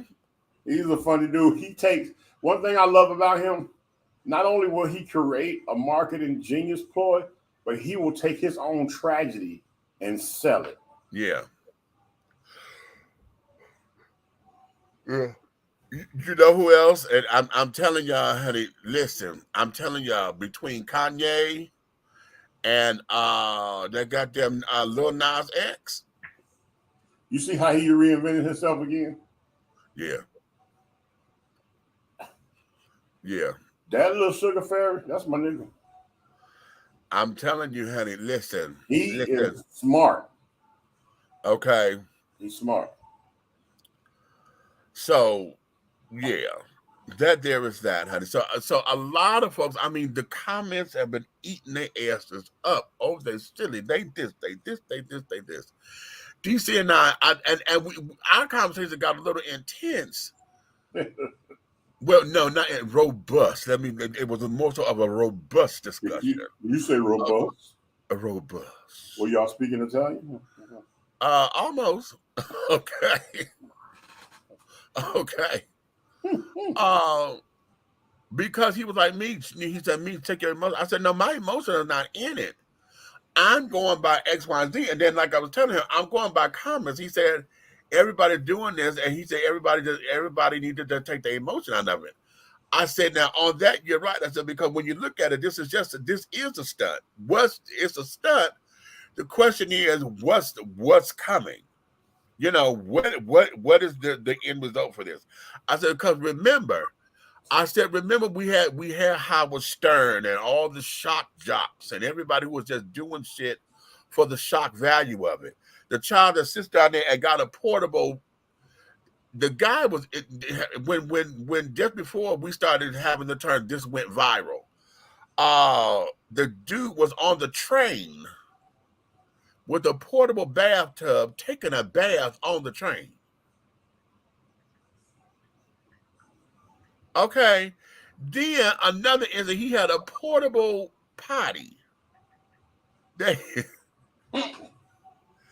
And he would get up and go sit on the damn on the train. Okay. And after a while, I said, okay, now you know what? You cannot be this damn desperate for attention or whatever, or thinking that, this is going to get the likes. But for whatever, hey, And you know, this is when the money is not regular like it is now. See, those coming into the YouTube game and podcasting game or whatever, you know, now you know they're regulating how you make your money. But in the beginning, when it was first started or whatever, child by, you know, they were making money hand over fist. You know, because you got umpteen million likes and this, that, and the other. Get you know, bam. So when we have those particular people who are doing something for the shock value of it, it was like, wow. Because I told him, I said, when I first saw it, I thought it was Photoshop. I thought that the shirts were like, you know, a meme and somebody scratched out the words and just redid the words, you know. That's Kanye. You should know him better than that. So, I didn't believe it at first because, you know, number one, that's not his full face. You know, we just got a back shot of him and Candace's profile in this picture. Right. So I was like, is this real? You know, and then all of a sudden I started seeing it everywhere. And then when one of the news programs I watch I stay on ABC. When they started picking it up and picked up the story, I said, oh shit, no, this is for real. Okay. So now what we got going, what the hell is this supposed to mean? I said, Candace, we know you married to a white man. What the fuck is you doing, you know, with this shirt on? You know, and now to come to find out you have a movie about to be released. Okay. Explosive Black Lives Matter. And then so now you're saying white lives matter, which means that, you know, DC says, he said, you know what I do? He said, I do stuff and make an ambiguous statement. I don't give it no definitive anything. And I let you draw your own conclusions. So your conclusion becomes the story. I didn't do this. You did it. Okay. And so whatever that is, so what it does, it creates the buzz. I said, yes, I get that. I said that there, I write like that. I said a lot of the stuff, everything that I write, I don't put endings on it because I want you to leave with your discussion continuing. You know, not a definitive ending, that is. So yeah. So yeah, we could chalk it up to marketing genius, or he just being a damn fool, you know, a sellout. Because you know that's the other thing. You are an agent of white supremacy. Yes, you are an agent of white supremacy. Not an agent. Okay, an ASW, baby. ASW. Okay. All right, let's get into this. Okay. Where my people at, honey? Okay. Y'all still with me? Yeah, they still here, honey. They hanging on. We're going to get into this last story and I'm going to let y'all go because this here, I think, is going to be like the hot spot. Let me show y'all this. Comedian Damian Clark. He goes by Mr. Inappropriate. Okay. Lord. And yes, God, he is. Because I know there's been a couple of times I'm about to jump through the phone and whoop his ass.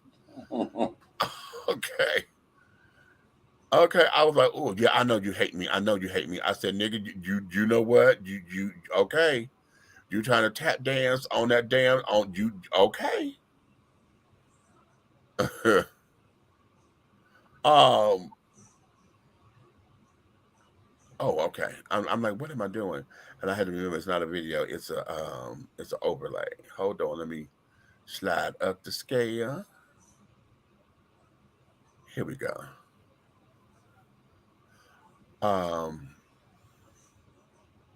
Where is it?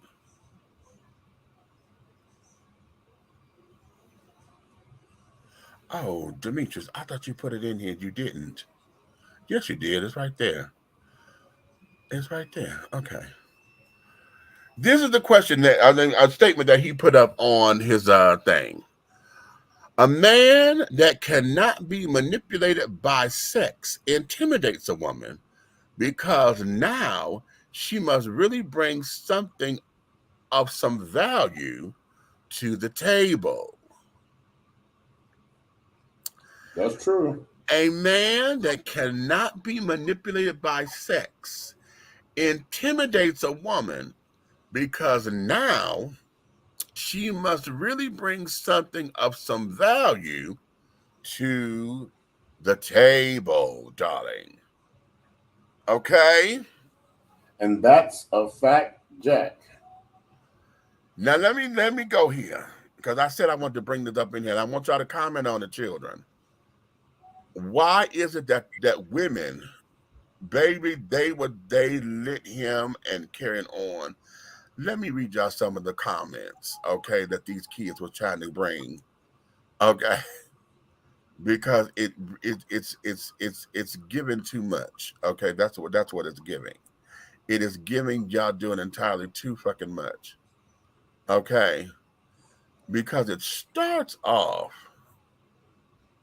The first woman says, only girls offer sex or even use it for value. A woman, on the other hand, wants friendship because she wants to have sex. That's the difference. Okay. Okay. She lonely. Then. You heard me? Huh? I said she's lonely. Okay.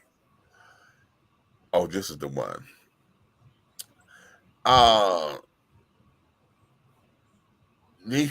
Damien said, let me address this. Why do y'all come on a post to defend yourself as if you really need to? The problem is y'all reading words and not digesting the point. It clearly reads, a man who isn't controlled by sex, not what a woman is offering, nor what you are personally bringing to the table or question about your personal truth. Hence, over again, providing excellent examples of women who don't listen and only hear what they want to hear. The actual only person who actually gets the message was Terry Irving, who understood that a man who isn't focused on sex as a big part of his life can be so optimistic about what is the other thing she would bring forth to show the value of herself. Okay. So this girl, Tamika Mitchell, honey, they are going back and forth. Okay. And what it was, and as y'all can see or hear, or well, you probably not because I didn't read enough. But what is happening is that women are sitting up there trying to make this point of, well, not me. I don't do it like that, honey. Now, I'm not that one, honey. What gonna happen is, I am the table. What you talking about? What do I bring to the table? I am the table. And this, that, and that. They're like, bitch, no. Okay, that's not what he said. Okay, the question is, what are you bringing besides sex? If I'm not intimidated by the kind of sex that we have or whatever, if that don't move me or rile me or get me into some kind of do-wah-diddy, some kind of snizzy, if I'm not pussy whooped, let's break it down. Okay. Then what? What else do you have? What else do you have? Okay. To offer. And I let me read y'all what I wrote, okay? Because I told him, he responded, which was really cute. Okay. I said, this statement works across sexual orientations as well. The power of the bootay is the force, but if one can conquer it, then baby, may the force be with you. Because after all those cute, intense 15 to 20 minutes are over and everyone has caught their breath, what's next? Besides a drink of water, breakfast, and washing your ass for those who are not in a hurry to leave. How do we move forward and build? Folks are asking what should be brought to the table, and I offer something to ask yourself that comes from my sister April Mason. Are you an asset or an liability? Do you lead with your accomplishments or do you lead with your aspirations? Lettucey says in the song, how you going to add to me? I think I'm going to tackle this subject tonight on my platform. This should be very interesting. And Damien responded, he applauded me. He said, I'm just seeing your reply, and I'm definitely not disappointed with it coming from the LGBTWXYZ community. Wow. Okay. You gave a whole point a huge push in the correct direction. It's about overcoming and moving past what has been most of men, at least the ones that I know, problem. Okay. So there we have. Okay. I want to hear from Princess on that. I wish she was here. She not here? I don't know. I don't see her in the comments. Oh, Leah, Yeah. you still here? Put it up in there. Put it in the comments, honey. What your thoughts are? Oh, you check your phone. Huh? Check Okay. your phone. Hot tea. Hot tea. Okay.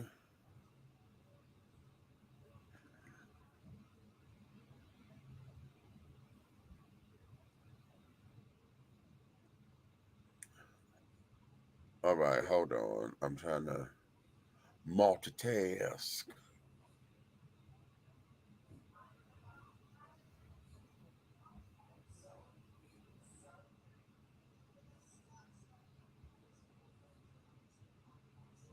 Let's see what we got.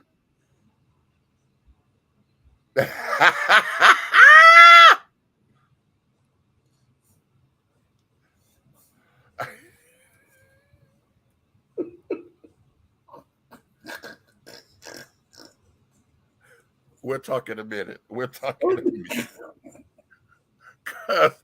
Yeah, we in the same ballpark. Okay. We're in the same ballpark. We'll talk in a minute. Okay.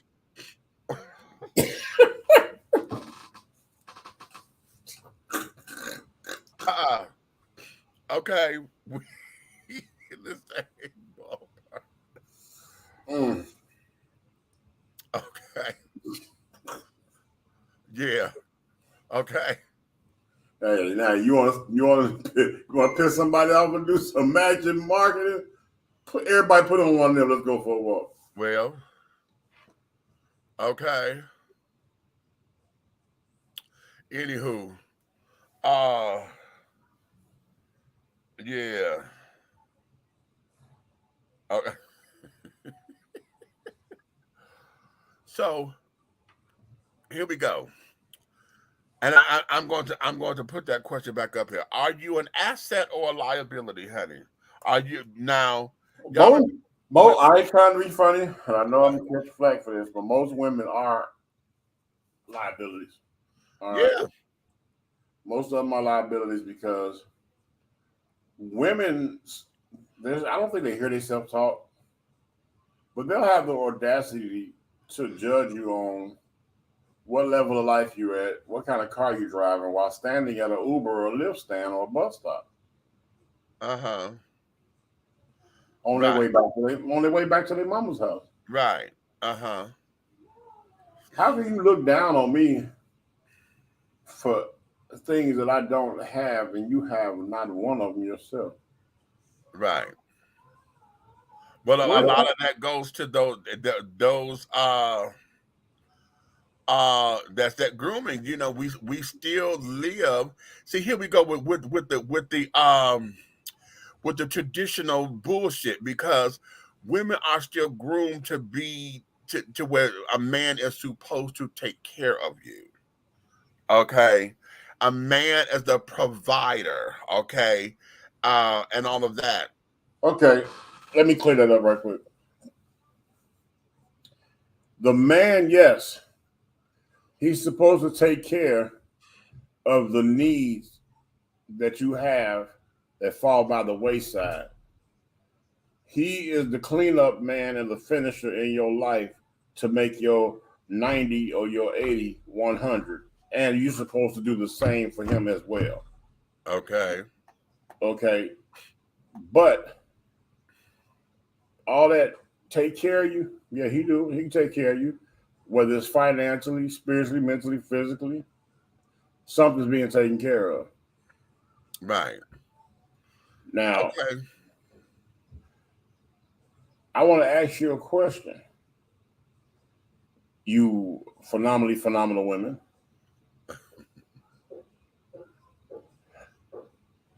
You have situations where CVS, Walgreens, and Rite Aid and Walmart may be closed at night when your batteries go out.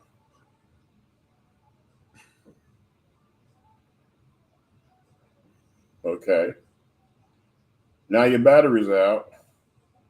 You dumb. You have to wait till one of those places open up the next day. Now your hormones have reversed, so it doesn't matter. Now, you couldn't even send the battery operated boyfriend to the 24-hour Arab store to get the batteries. You dumb. But the one that you do so wrong, he can run to the store and get everything you need for the session. And you don't need batteries because I'm gonna tell you why. He's been out all day working hard, getting vitamin D from the sun just to deliver it to you.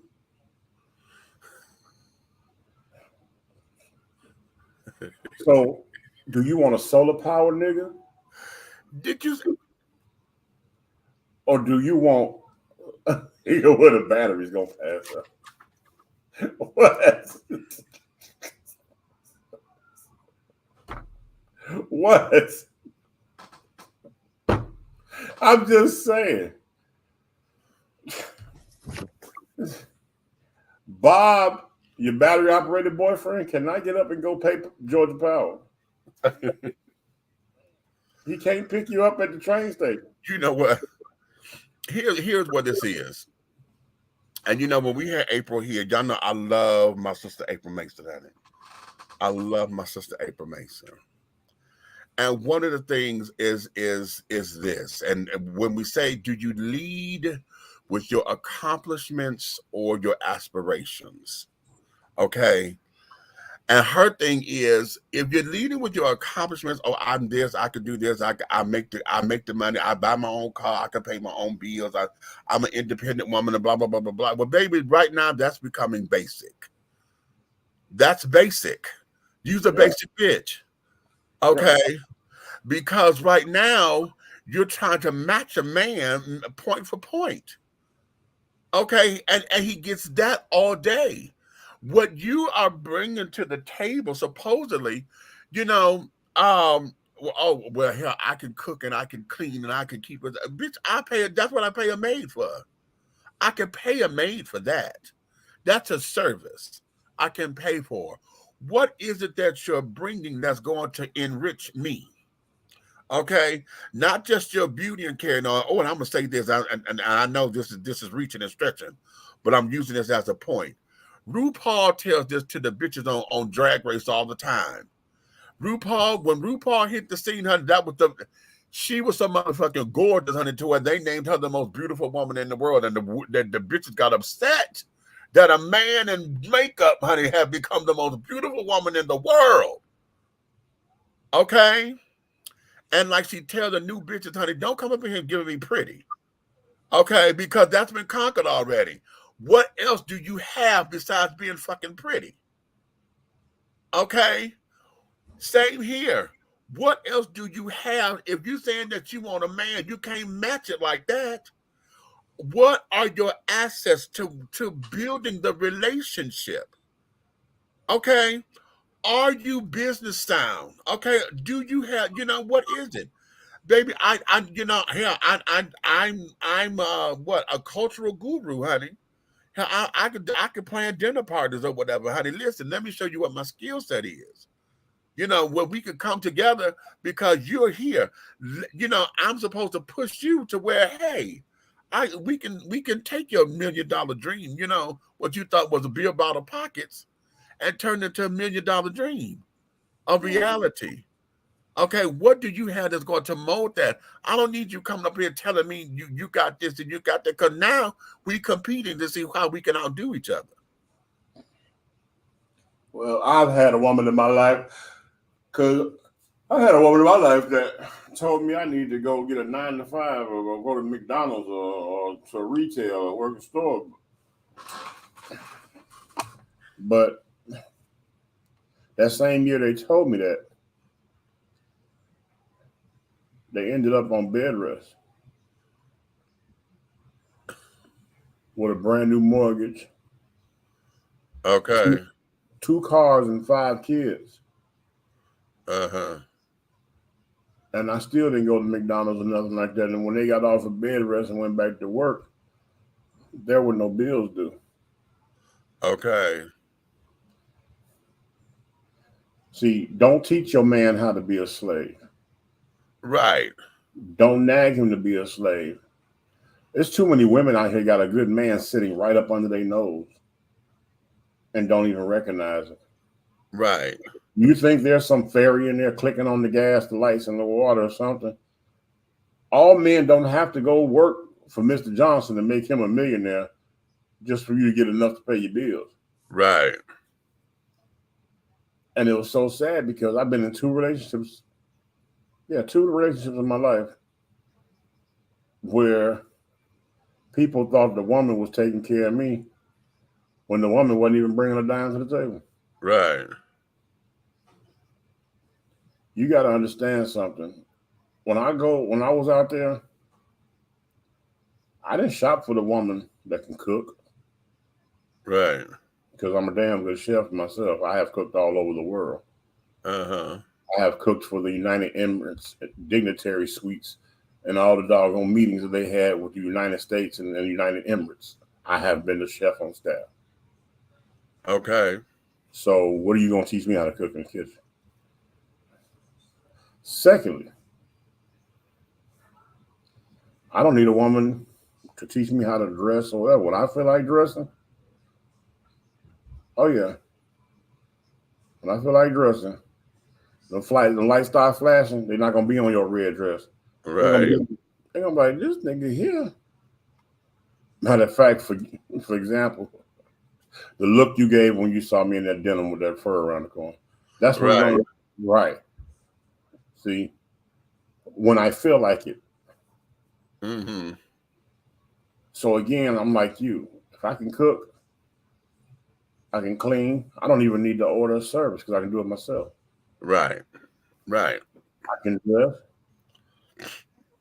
Okay, I'm trying to figure out the difference between you up under me nagging me and $40. Because $40 I can get 15 minutes anywhere. Okay, right, right. And it's y'all fault that the women that you're talking about, Meech, Uh-huh. it's y'all fault that the price of prostitution went down to $40. Well, and there you have it. Do you remember Tricks was $50, $60, $100, $500, $1,000 minimum? Right. And then all of a sudden, women come along and trying to match and be the man of the house. Right. Right. Shun the man, retrained his brain, and now you ain't worth but $40 to me. Right. Exactly. Exactly. Ladies, wake up, because it's not up. Exactly. It's not up. And then a lot of it too, you know, I tell this to my sisters all the time. Have fun being a girl. Have fun being a girl. Do you know my? Okay, I made this statement before. You know what a first and last date is? Well, a first and last date on the same day of the year. Oh, okay. Yeah. Right. A first and last date to me, and I've had several of them, is when I go to, if I come out, if I go to open your door and you already opened and plopped your butt in my car, you know you're not going to see me no more, right? Okay, right. Because you're not used to nothing. Right. if I take you to a restaurant that's 5-star, we pull up and they open the door, and we get out, and they drive off with the car and go park it, and we sit down, and you order a Corona, a Hennessy, Exactly. or God forbid, if you ask them if they got Morgan David Mad Dog or anything like that up in there. Alizé. If you ask for Alizé, or let me tell you, if we're in a place of etiquette like of sipping paint or something, and you say, "Do you have any Moscato?" We won't see each other no more.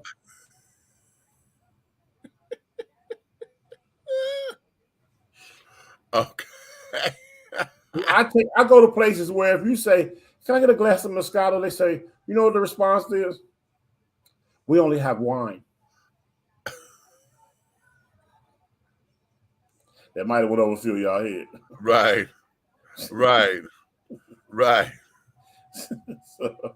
you understand me? So those are my first and last.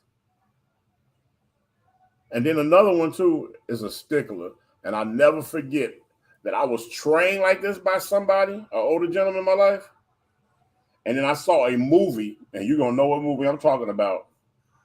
And in the movie, they showed this one thing that makes the woman a keeper. Uh-huh. You're in a position to get in the car. You open the door, you let her in, she get in the car, and you close the door. And when you go around, open the door. If she don't lean over and open your door for you, drop her ass off at home.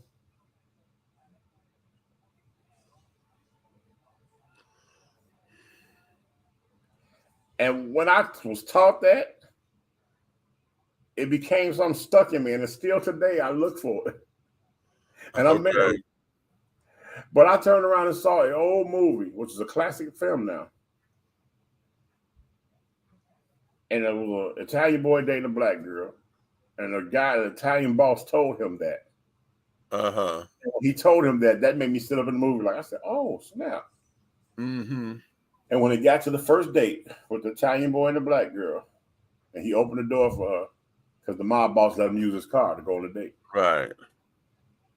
And he opened the door for her. He made sure she was in company, closed the door. And when he came around, she reached over and opened the door for him. And he looked like, oh, I'm keeping this one. I don't care what nobody said. Right. That right there solidified everything I was taught from that guy. Okay. What he taught me made it to Hollywood. I saw it with my own eyes. Okay. And there you have There it. it is, right? That was the name of it right there. Pride. Pride put up the Brooklyn Tale with Robert De Niro. That was the name of the movie, Brooklyn Tale. A lot of times, you know, and I'm gonna put this back up in here because you know a lot of I'm on this particular thing here. Thank you, Pride. This particular thing right here, we have hell as you can see, wars and stuff have been caused. Everything has been broken up. We have just been. I mean, hell, we got R. Kelly in jail. We got so many folks that's destroyed because of sexual manipulation and intimidation and carrying on. Okay, and it goes to show you. And I'm gonna put my business out here. Uh-oh. Okay, because I have control of mine. Because I know what I put out there. Before there was OnlyFans or whatever, you know, I'm not that particular extreme or whatever, but there's stuff out there floating that I know is out there because I put it out there. Okay, because it's me. And I told y'all this one time before, one of my kids was like, why do you have a X2 page when X2 was up and running? Why do you have an X2 page? Do you know who you are? I said, the question is, do you know who I am? Okay. He said, well, why did you say it like that? I said, I put it out there because I needed to put it out there because that there was for me. There's goals and obstacles and stuff that particular X2 page did for me as a man of size, as a man who had this big ass ugly hernia and stuff at the time. as a man who had went through the beginning stages of when I went through my gastric surgery, and I had to learn how to become comfortable with the skin that I'm in. So in order for me to see myself as sexually desirable and carrying on, I said, that's why that page existed. Okay. I said, so that was for me. So I can learn me. But you know how you see the manipulation, how women try to use sex, like you say with the little article, right? Right. Women try to use sex to hold it over a man's head for control factor. Exactly. And then there are men that fall for it. But again, I thought about a clip that I seen a while back, right? Uh-huh. And this clip made a light go off in my head, even though it was a skit. It made a light go off in my head that also works in reverse. Uh-huh. I want to see if you can. I don't know if you can hear this when I play it, but I'm gonna play this skit. All right. Uh-huh. I'm gonna see if I can hold it up to it. Heart emojis under her fucking picture. Man, it was there by the damn picture. Why are you following her? Why are you following her? You got me fucked up. You keep going. You ain't gonna do shit. No more dick. No more dick. No more dick. No more dick. Get no more dick. Get talking. Yeah. No more dick. Say another word. No more dick. Now I told you ain't nothing but a damn picture. Now you sit back and shut up, or you gonna get no more dick. You hungry? What you want to eat? McDonald's? Chick-fil-A? All right then. No more dick.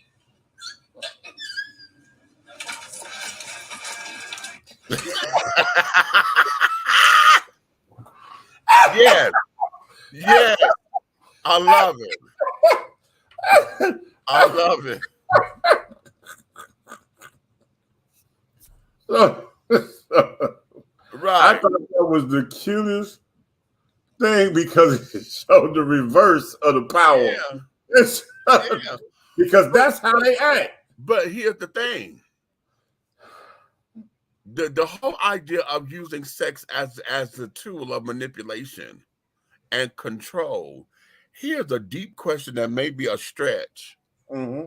It may be a stretch. However, it's a consideration. Is that rape?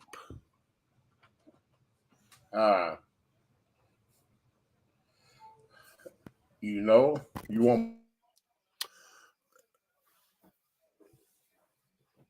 Oh, okay. Now, Major, you done cut your own mic off.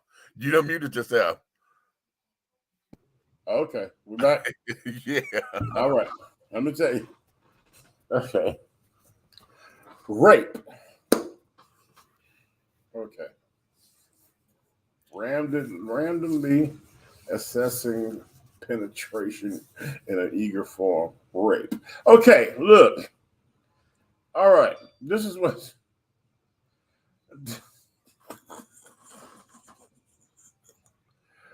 This is what I'm saying. What, you don't like my acronym? But anyway, look, all right. Everybody knows the biggest and the largest sexual organ is the mind. Mm-hmm. And anybody that does anything to manipulate you mentally for intimacy or any type of physical fleshly gain is mind raping you. Because first things first, even during a physical rape, they connect with you mentally through fear before they penetrate. Mm-hmm. So yes, in my world, it's rape. Mm-hmm. Right.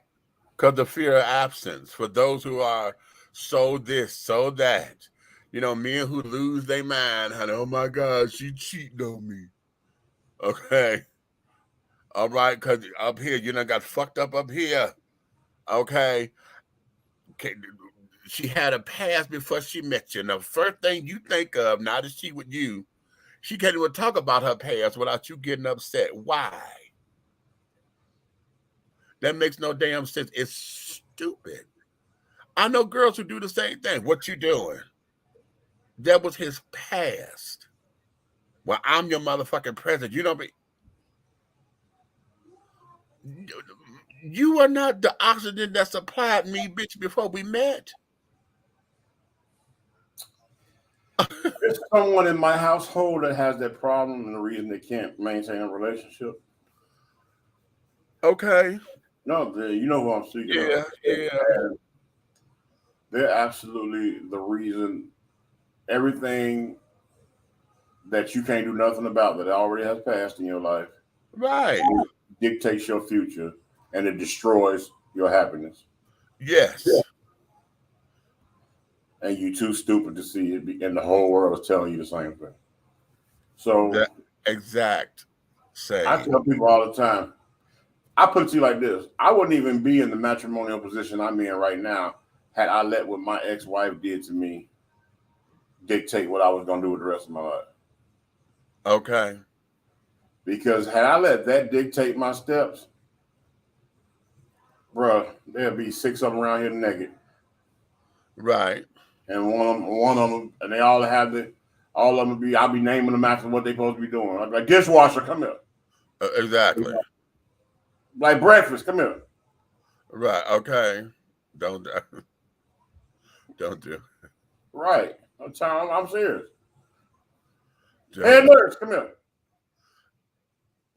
Didn't I say don't do it? I know you. I know. I'm just saying. That's how I would name them. I'm just saying. I'm just saying. Whatever. Bye, lady. Come here. I ain't paying you no mind. You understand me? I'm just saying. I am not paying you no mind. Contortionist, come here. No, we'll call them Cirque du Soleil. Her name will be Cirque du Soleil. Shit.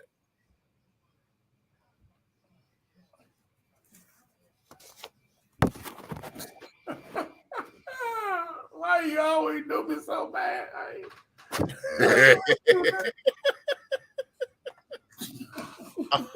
Okay. Listen. Hey. I was trying to find this meme that I thought I put it on the computer, but it's on my phone. I came across something. You know what? When you grew up, you know about dinosaurs, right? Yeah. Huh? What about them? You know about like different dinosaurs and all that. How they? Uh-huh. I think that was our era because we was kids. We was into dinosaurs and stuff like that. Right. Right. So you know, what was the name of the bird? Pterodactyl. Okay. So he had the wide wingspan. Okay. Uh-huh. And then you had the one that was the short one with the little things on his back, you know. Yeah. Was that? Wait a minute. I was going to say the Brontosaurus, but that ain't right. That's Fred Flintstone. Wait.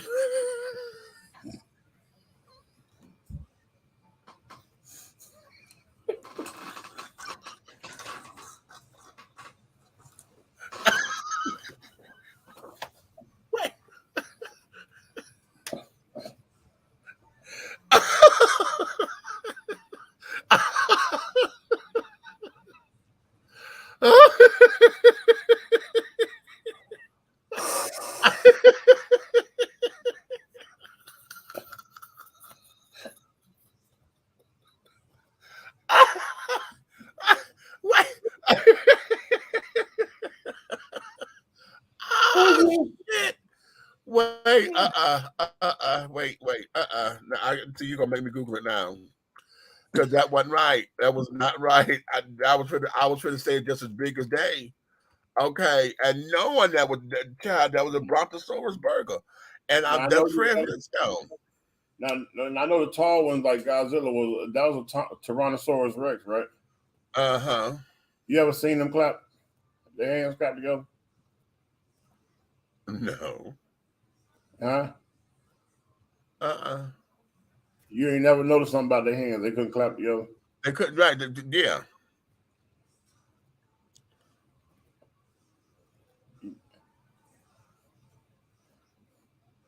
I was wondering about that. Like, you know, everything that comes. We just had an animal discussion. I was just wondering, a lot of animals do stuff based on that adaptivity of what they need, how they do with life. But if your hands don't come like this, they don't meet. What are you adapting to? Well, Think about it. If your arms only go like this, that's all. You can't clap. And what strip clubs went out then. So strip clubs went out then. So that's out of the question. You can't. So go ahead. Or maybe they was the first ones when they leave the party and say, "All right, I'll see you shortly." You know what? No.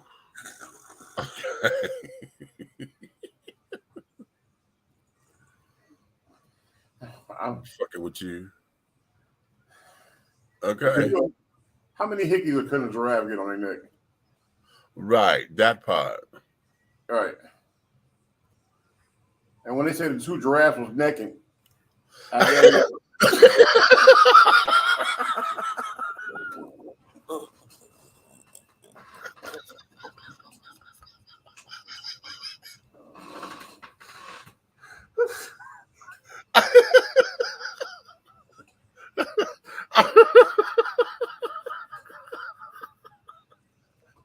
Ooh. Okay. You cheating. Okay. All right, go ahead. You cheating.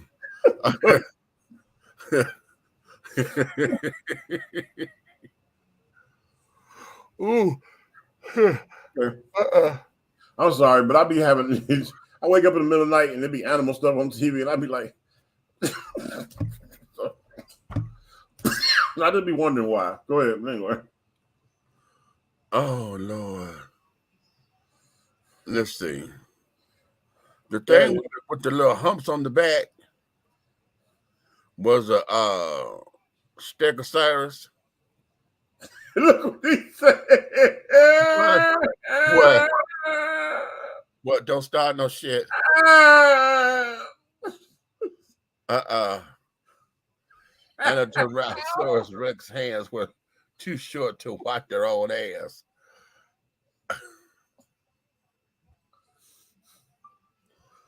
You know what?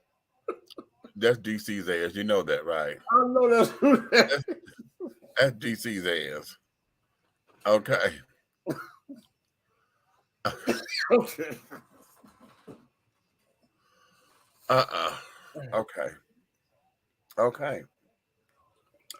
I was trying to find this meme when you were saying, you know, folks do stuff that you know, they try to do something they have no control over. And I came across this meme where the guy is on the beach with a mop bucket and a mop trying to mop up the ocean. Okay. And the caption said, this is what you look like when you're trying to fix things that you can't control. Whoa. That's, baby, that, Wow. that is everything. You hear? Wow.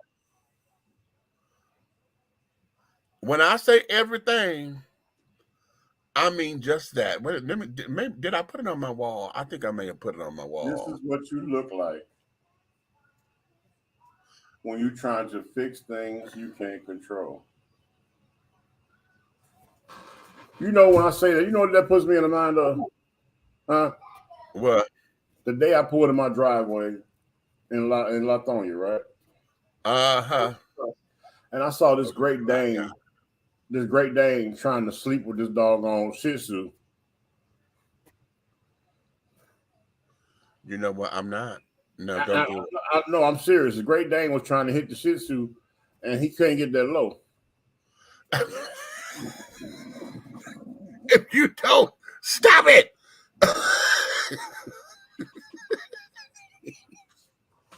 stop. You stop it, I say. I'm not making this up. I swear I pulled it in my You driveway. better stop. Look.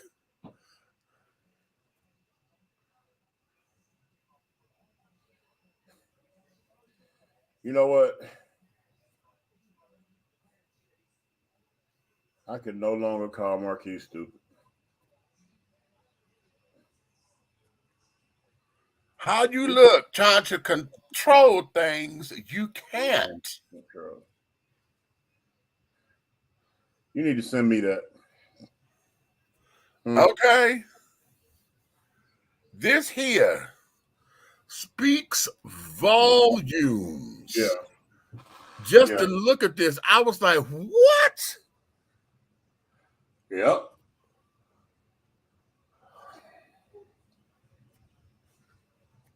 Yeah, you need to send me that.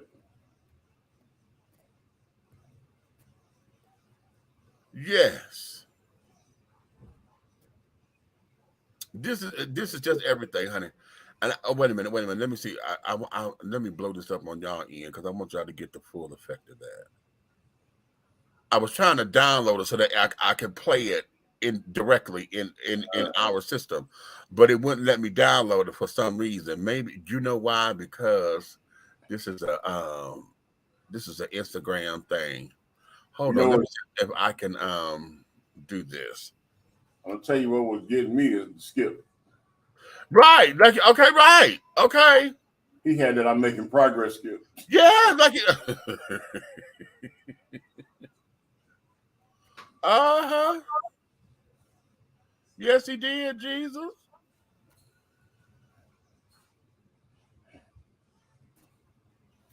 Yes, he did. Knowing he doing something, honey. He doing his part. Okay, he is doing the thing. Okay, and all of the things. Okay. But yeah. Yeah, you need to send me that. Might use that for training. Okay. And there you have it. So let me stop sharing that because I just want to put that up there for the folks to see.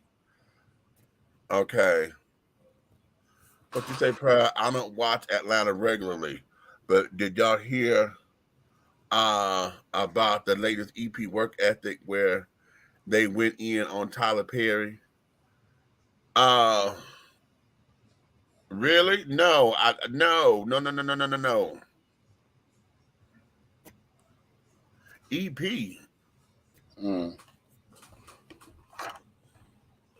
No, I have not.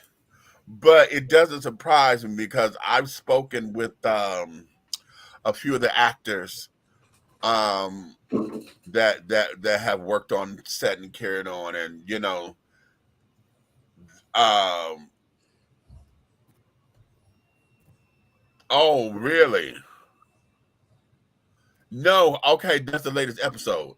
Okay, so no, what was that? I don't watch Atlanta, so I don't understand what that is. How did they go in on him? Did they do him like Boondocks did him with Ma Dukes? Okay, because if they did that, honey, if they went in hard like that, the child, yeah. Okay. Uh yeah. That's saying a lot. Because that's why he left what's the name? The People. What was he on TNT or whatever he was on that station? That's exactly why he left them. Because he wanted them to not play that. You know, at that time the Boondocks was on TNT late night and carried on, and he wanted them to cease and desist that, and they didn't. So that's when he started doing shit and went over to Oprah. Because he put all his shit off of TNT. Him was mad. Oh, of course. And I'm gonna tell y'all something else about that. Do y'all remember he had an associate producer that wrote a book about him? Remember that? But we don't hear about that book anymore, do we? What the producer?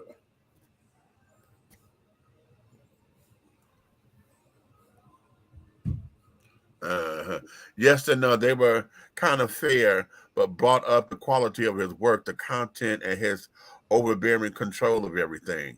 Well, you know what? I don't mind him having being overbearingly, controlling, because that's what got him to where he is. At the same time, I know I can't work like that, because if you're micromanaging, baby, we all gonna fuck up. So let you trust me to do this. Trust me, so that I can give you what you want, but don't micromanage me. Okay. But here's what this is, and okay, I said I was gonna let y'all go, but let's go here, because have y'all watched Jazzman's Blues yet? If you have not watched, it's on Netflix. If you have not watched it, I'm telling y'all, I gotta look again. I swear, I gotta look again, because I went through Netflix. I can go ahead. It's Jazzman's Blues. This piece of Tyler Perry filming is the Family That Prays is by far his best piece of work that's his originally. Okay. That was absolutely wonderful. Jazzman's Blues, if listen, I'm gonna say, if it's not matching, it's surpassing. We have coming from his camp, we have not seen anything this pristine in a minute. Okay.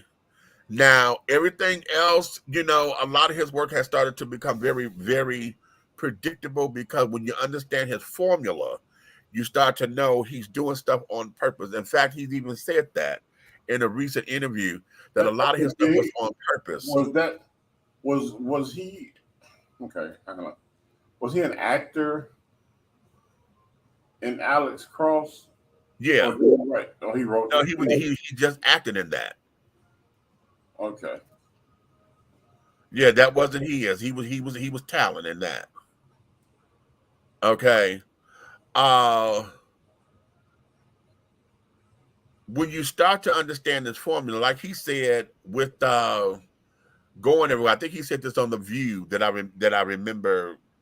I think it was The View, and because he was introducing Jazzman's Blues, and he was saying, I did all of that.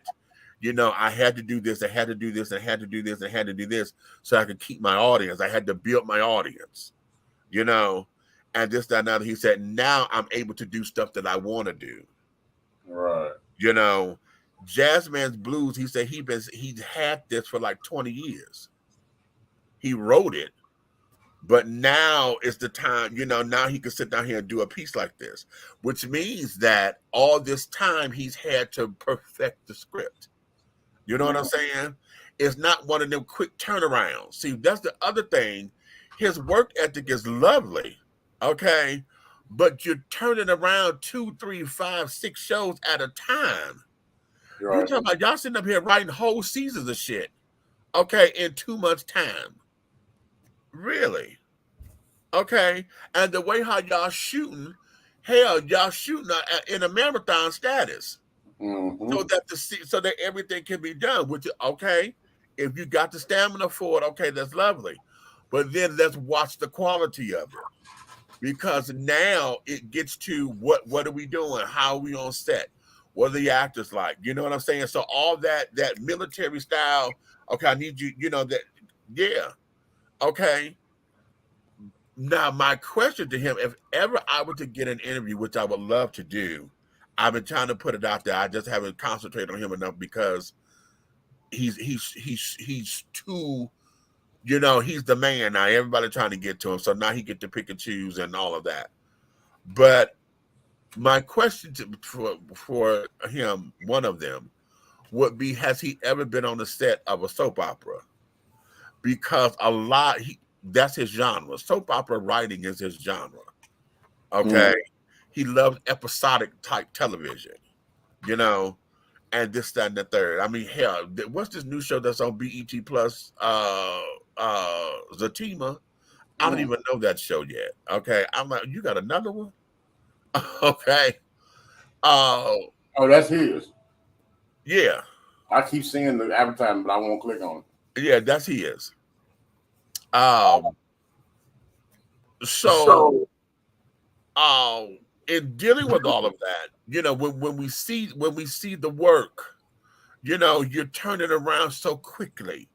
And the work ethic, I admire that type of work ethic. I admire it, honey. But let's look at the cost of it, because I tell you, one of them Tyler Perry isms that gets on my motherfucking nerves is the whole, are you all right? You sure? Are you sure? You sure? And they do this like they finna get. You got all these Mack trucks coming in between all these damn lines, and then y'all doing this shit back and forth as if y'all searching for lines. You know what I'm saying? And that bothers the hell out of me when I'm watching his shit. I'm like, listen, I'm leaving. Don't go nowhere. I told you that I'm leaving. Listen, please don't go anywhere, honey. Why don't you say, I told you that I'm leaving. No, I don't want you to go. Didn't I tell you that I'm leaving? Bitch, you ain't out the door yet. You ain't out the door yet. Bright eyes.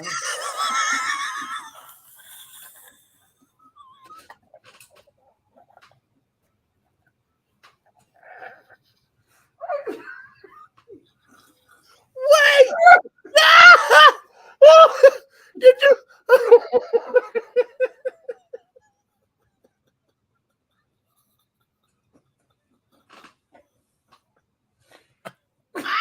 What? Damn it. You are not supposed to destroy me like that. That's what I was like. I'm no. Okay. Oh. No. The team is a spinoff of what? Oh, that's a sister spinoff. Really? I'm not a sister fan. I've seen a few episodes of Sisters. I can't get into it. I don't like it. I was trying to. I don't like it. But again, one of his formulas, or one of the things that Tyler prided himself on. Well, let me put it this way: one of the things, as a director and as an actor, you are a director, right? I am. Yes, of course, I'm a director. Darling, hello. I am a director. Okay, listen. Okay, why do you like that? Am I in charge of the girls? What the hell that made you stop with that shit? Okay. That's hilarious. Because that's just my shit, though. But it's hilarious because you hit the line dead on. Right? Hello. Oh, right. You're not. One of the things that he prided himself on, and that I noticed in his formula, is that all of the women, okay, they are pulling themselves up by the bootstraps, strong Black women. Okay, they don't take no shit from no man. Okay, they know how to put a man in check. Okay, and this, that, and the other. They all of the women in all of his storylines have got that one motherfucker that's always the bad man, honey, that they could tell a story on. Okay, they got to have that man beat me down, broke me down, did me wrong. They all have that, and so their empowerment of being a strong Black woman is able to go toe to toe with a man. Again, the type of women that he have in his storylines are those who lead with accomplishments, and the man come in, not necessarily they start off to be rescuing, but then what he ends up doing is just propelling her to be more of his equal, and so now it's not a masculine feminine kind of thing. It's more so feminine. No, I'm sorry, masculine, and then the dude end up taking a back seat to where he's using feminine masculinity, in order to offset it. Like a search commercial. Get a little closer. Don't be shy. Okay. Oh no, that's arid. I'm sorry. That was arid extra dry. I'm sorry. Was stupid. Wrong commercial. Okay. Wrong commercial. On Atlanta, a woman came to do a small role for one of his shows, and his daughter yelled something from off the camera, and TP sees star potential in her and instantly adds her into the show. You blink, and the little girl has been moved to a new set to work on another show, up until they have her booked for 14 more shows to be completed that day.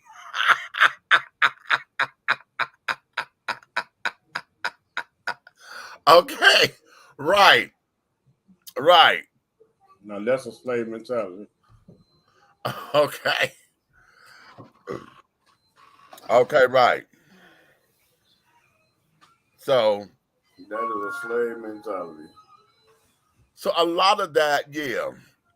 Now he loves beautiful women, so they always got to be decked out and carrying on, but they all have that hard story. My mama didn't like me or whatever, or my man did me wrong, or I got to find Jesus in order to, to be whole again because I was such a whore back in my former life, and carried on. And it's awfully funny that everybody has that story but Medea, because Medea had the, as a comedy, she was on the pole and this, that, and the other, but she's the wisdom. We don't see her serious backstory. Don't you do it? On of art God, in my former life.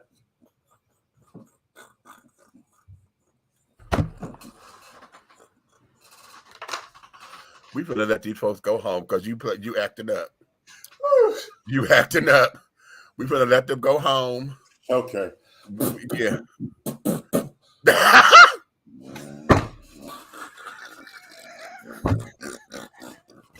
My name is Peaches.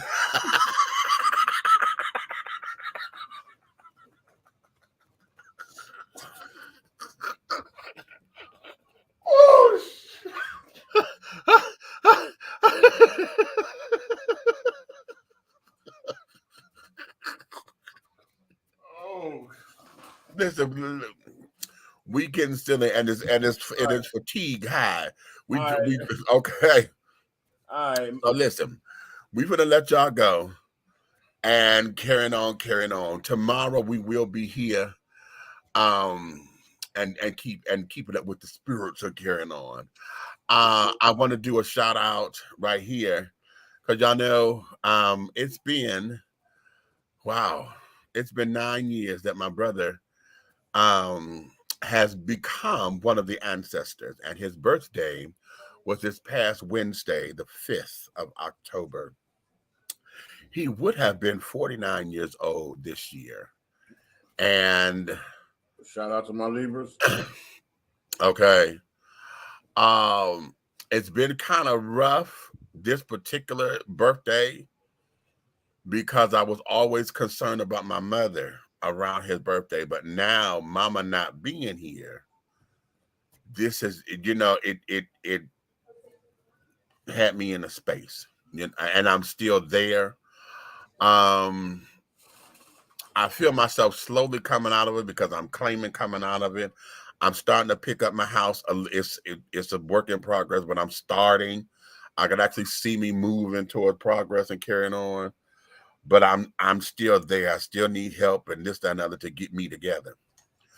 Plus, I've been having problems with my back and stuff. So I know what I'm going through is starting to show up in my body. When you're stressed out or whatever, or depressed, or when I'm working through it, but I don't talk about it a lot, not in the depth that I should. I tell y'all the surface stuff, but, trying to really deal with it because I know this is the grieving process. My body has been, affected by it. So I'm starting to come out of it and carrying on, which is why when I told y'all at the top of the show, me creating these oils, my new oils, honey, have just gave me a lift, child. I felt so like I've actually accomplished something. So that there was that. So my brother, Mr. Onesius Marnez Taylor the first. Yeah. I miss my brother. My brother's son, because he called me he called me daddy brother. He started doing that when I first moved down here to Atlanta. He called me for Father's Day, and he said, "Happy Father's Day." I said, "Boy, what did you talking about?" He talking about, "Don't get brand new. You know, you've always been like a dad to us." And I started crying because I was like, "Boy, okay, that's new." And ever since then, he been calling me daddy brother. So yeah. So I miss him. My sister in love, I know this is a hard time for her. Um, all of his children, he has 3 children. I know this is a hard time for them because his firstborn, her birthday is Sunday on the 9th. I said that was your birth. That was your gift from God was your first child, honey, because y'all birthdays were so close together. So I know this is hard on the family. So I'm just saying all that to say, Patty LaBelle says it all the time, honey, always, always, always, honey, always say it out loud. If you haven't said it, say it. If you need to write it down, write it down. Let folks know that you love them today. That you love them today. That you love them today. Because you don't know when they may slip away. And I got a chance to say it to my mother. That was our last conversation. That was our last conversation. I know. And yeah, so make sure you say it today. Hey, what's going on, darling? What's hurt? Huh? What's hurting? You got a fever? Huh? All right. Well, we're gonna let y'all go, honey. So listen, you may finish all your crumpets, my darling, because the tea has been dished. And you have been dishing tea, darlings, with Big Hayes, honey, and the big guy I like over there, that's Minister Hayes. Okay, in the absence of Auntie, honey. I need you to know that this is my birth month as well. Yes, indeed. And anybody feel a little generous, they can send it to the PRO M316, or the Atlanta Hot Radio, whichever, whatever floats your boat. Okay. So I do accept monetary gifts. So. Oh, well, how about that? Okay, the tour. Okay. They won't go in vain. I don't drink. I don't smoke. So. Right. Okay. Buy my dessert. If you love us like you say you do, honey, like, subscribe, share, tell all your friends, your families, those who you roll with, your road dogs, honey, your squad, your crew. Tell everybody to come on over, like, subscribe, share, come on in the fun, honey. They can get into these comments with us and carrying on. If you hate us, think that I said something, you think I may be too much, you think we ramble too goddamn much, whatever the thing is, you want a neck roll, you want a finger snap, you want to try to let us have it. But honey, okay, I'm going to tell you to tell all your motherfucking enemies to like, subscribe, and to share on the program. Because, honey, one of the things that you will understand is that everything that we're doing over here at 3 the Hard Way, the syndicate, we are a syndicate. 3 the Hard Way, the syndicate, honey, will move forward in any way, shape, style, form, and or fashion. So, honeys, it's been a joy. It's been real. And until the next time, honey, I want you guys to go and take care of yourselves. Love on yourselves, honey. Love on yourselves. Did y'all ever do the homework assignment I gave y'all a few shows ago? Did y'all create your playlist, the Learning to Love Myself playlist? What's going to be on that playlist, honey? All your I Love You Boo songs that you want to sing to somebody else because somebody made you feel this way. Or every time you think you're going to get your little piece, honey, you play this song. I want you to put all those songs on a playlist. And I want you to dedicate that song, that playlist, to yourself. Sing those songs to you. And watch how the trajectory of that song can change your life. And I'm telling you, because mine started out with Tonight is the Night. Oh, come on now. And then it starts out with Beat That Trick with a Bat. Anyway, yeah. But. What? Denise Williams, you're all that matters to me. Okay. That's how mine starts. Okay. Well, mine starts out, somewhere at a party like Puffy throws. It's called The Way It Goes on Love Train. On Love Train. Don't let these folks go, honey. Let them go. Okay. It's been real, and whatever you kill, make it your meal. Oh. Use the whole thing, though, honey. Okay. Be like the native that use the entire animal. From the Ruby through the. Talking about you don't eat no butt. Good night. Get out of my head. I was trying to bye. Just bye. Just bye.